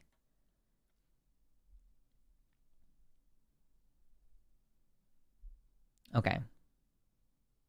Are we back? Can we see me? Are we hearing me? I refreshed and it's fine. Okay. But I did see a mistake. I saw it was rough on my side, I saw. If you're not getting involved due to this issue, I respect that. So yeah, I just feel like, and I'm just gonna be blunt for a second, calm the fuck down. Because it's like, so actually, if I just decline to participate in LineCon because of this issue, that's actually like less of me standing on my morals than if I were to push or at least suggest. Like, so maybe if I weren't to push, but if I were to say, look, this is an accessibility issue, let's get a feel for whether, because I think that the main concern that we would have is that this would make attendance like harder or lesser or something. So just to be like, hey, let's get a feel for how the community feels about this, because the convention is for the community. So that is me actually trying to influence things. My default position, Rain Raven, has been I'm not even going to bother to try to influence this. So in that way, it's actually less respectable that I'm just like, whatever, you all get sick if you want to. I don't care. You all get sick if you want to. Whatever. And like, to be clear, I have been influential in decisions that we've made in the line about like, Jimmy wants to start a newsletter, and he was initially thinking he wanted to do the newsletter on Substack. I put a complete stop to that. That was me personally saying, no, Substack hosts Nazi shit, like way worse than any other platform we're on. Like, obviously there's Nazi shit on YouTube, but like, it's way worse on Substack. And I pushed that, and he reevaluated and looked into it himself, and he was like, I agree. We should not do Substack. If we do a newsletter, we're going to do it somewhere else. And so I know that I do have the ability to influence these things. Therefore, if when they're organizing LineCon in person, I just say, well, whatever, you all get sick if you feel like it, that's not good enough, right? And we have to also keep in mind that masking is not the only solution, right? So even if it comes down that, Jimmy or the community or whoever think that mandating masks is not the right thing to do, there are other things that I could do as an organizer to reduce the harm, because we're harm reduction, right? We can't necessarily eliminate harm. And if we do this in a hotel, which lots of conventions happen in a hotel, there's going to be people who are just in the hotel who aren't wearing a mask. Like when I used to do Convergence in Minnesota, that was in a hotel. Skepticon, at least one of the years that I went to Skepticon, it was in a hotel. So we won't have control over every single aspect of the convention space anyway. So instead, if I'm like, look, let's put some amount of our budget into making masks available and strongly encourage them and set a positive example by having organizers wear masks and having a Corsi Rosenthal filter or multiple filters or like some good HEPA filters in the space or keeping windows open, right? So there are a number of things besides mandating masks that we can do. And I do think that it is something of a failure of our activism if we pick that one thing and act like that's going to solve the entire problem. And like, if I think that there is some amount of like needing to be careful about how much we demand people do things. Like we can emphasize the importance of doing something, but I do think it makes sense to be conscientious that the stronger your request, like there's a reason why signs say, please wash your hands. And it's because people have demand avoidance, Yeah, I think a vaccine mandate would be good. Like there is a range of things that we could do,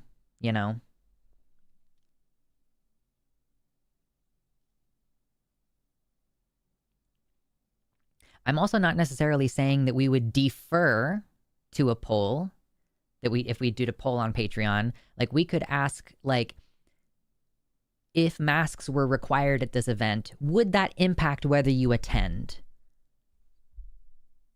And that may or may not have an impact on whether people attend, So, yeah.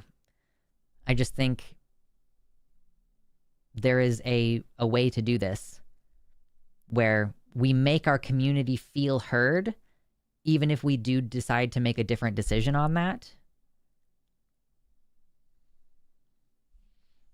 Yeah, when dealing with groups, you have to be mindful of all involved. Sometimes that means you might have to be flexible on how you handle those issues. We could do a number of things. We could be like, have a requirement for a proof of recent vaccine, or at least a requirement for proof of negative COVID test, air filtration, all this kind of stuff. Like there are numerous ways that we could approach this issue.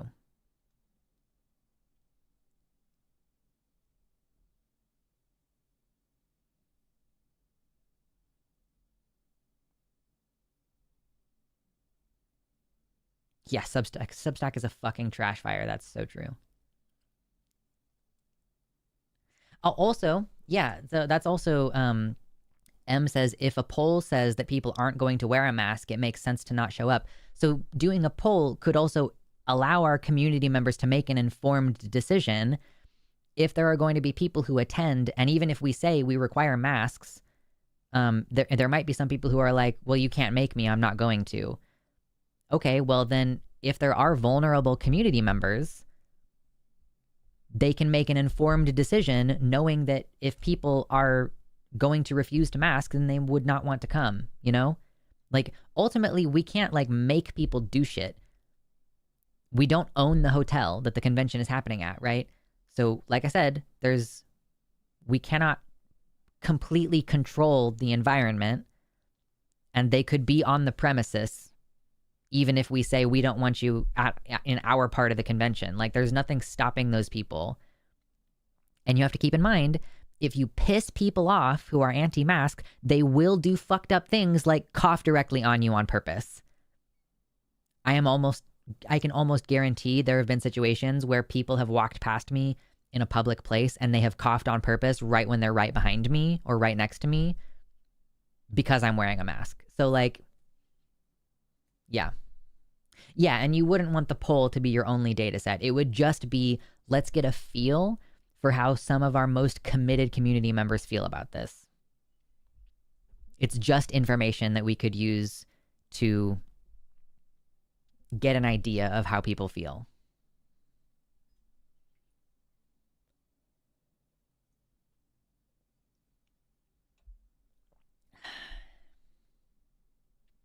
So anyway, I don't know how long it's going to be before we get to that point. I don't think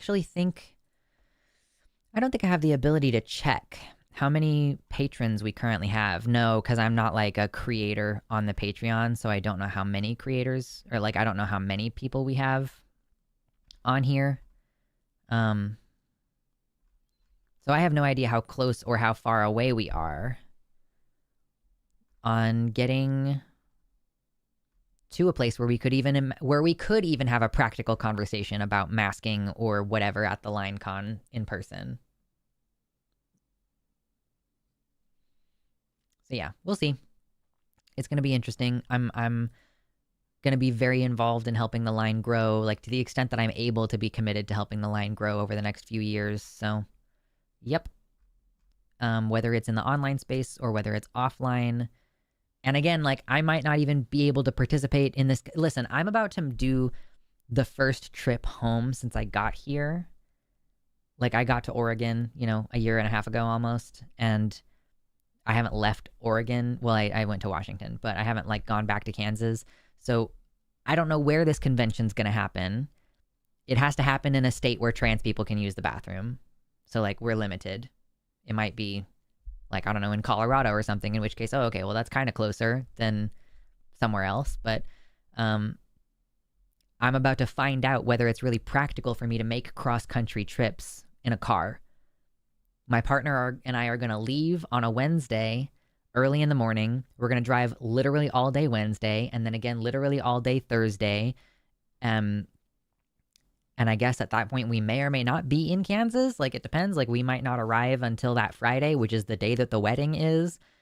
And then we're going to immediately like leave after the wedding and spend at least a couple hours that night driving probably. And then all day Saturday and then all day Sunday. So anytime, so that's literally like arriving and leaving probably on the same day. It is a huge endeavor for me to drive back to Kansas or to the Midwest or like anywhere on the other side of the Rocky Mountains. So yeah, we're going to find out how practical that is to go.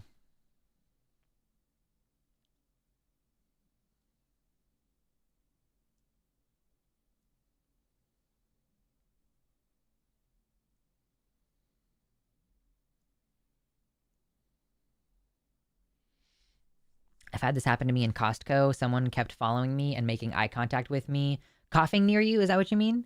Not sure why they want to antagonize someone literally twice their size. I don't go back there anymore though, so whatever.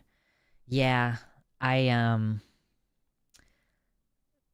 crazy. I have all of my groceries. I've started having my groceries delivered actually, and I was doing pickup for the longest time, but now I'm having my groceries delivered because it saves me an hour of having to drive during my work day.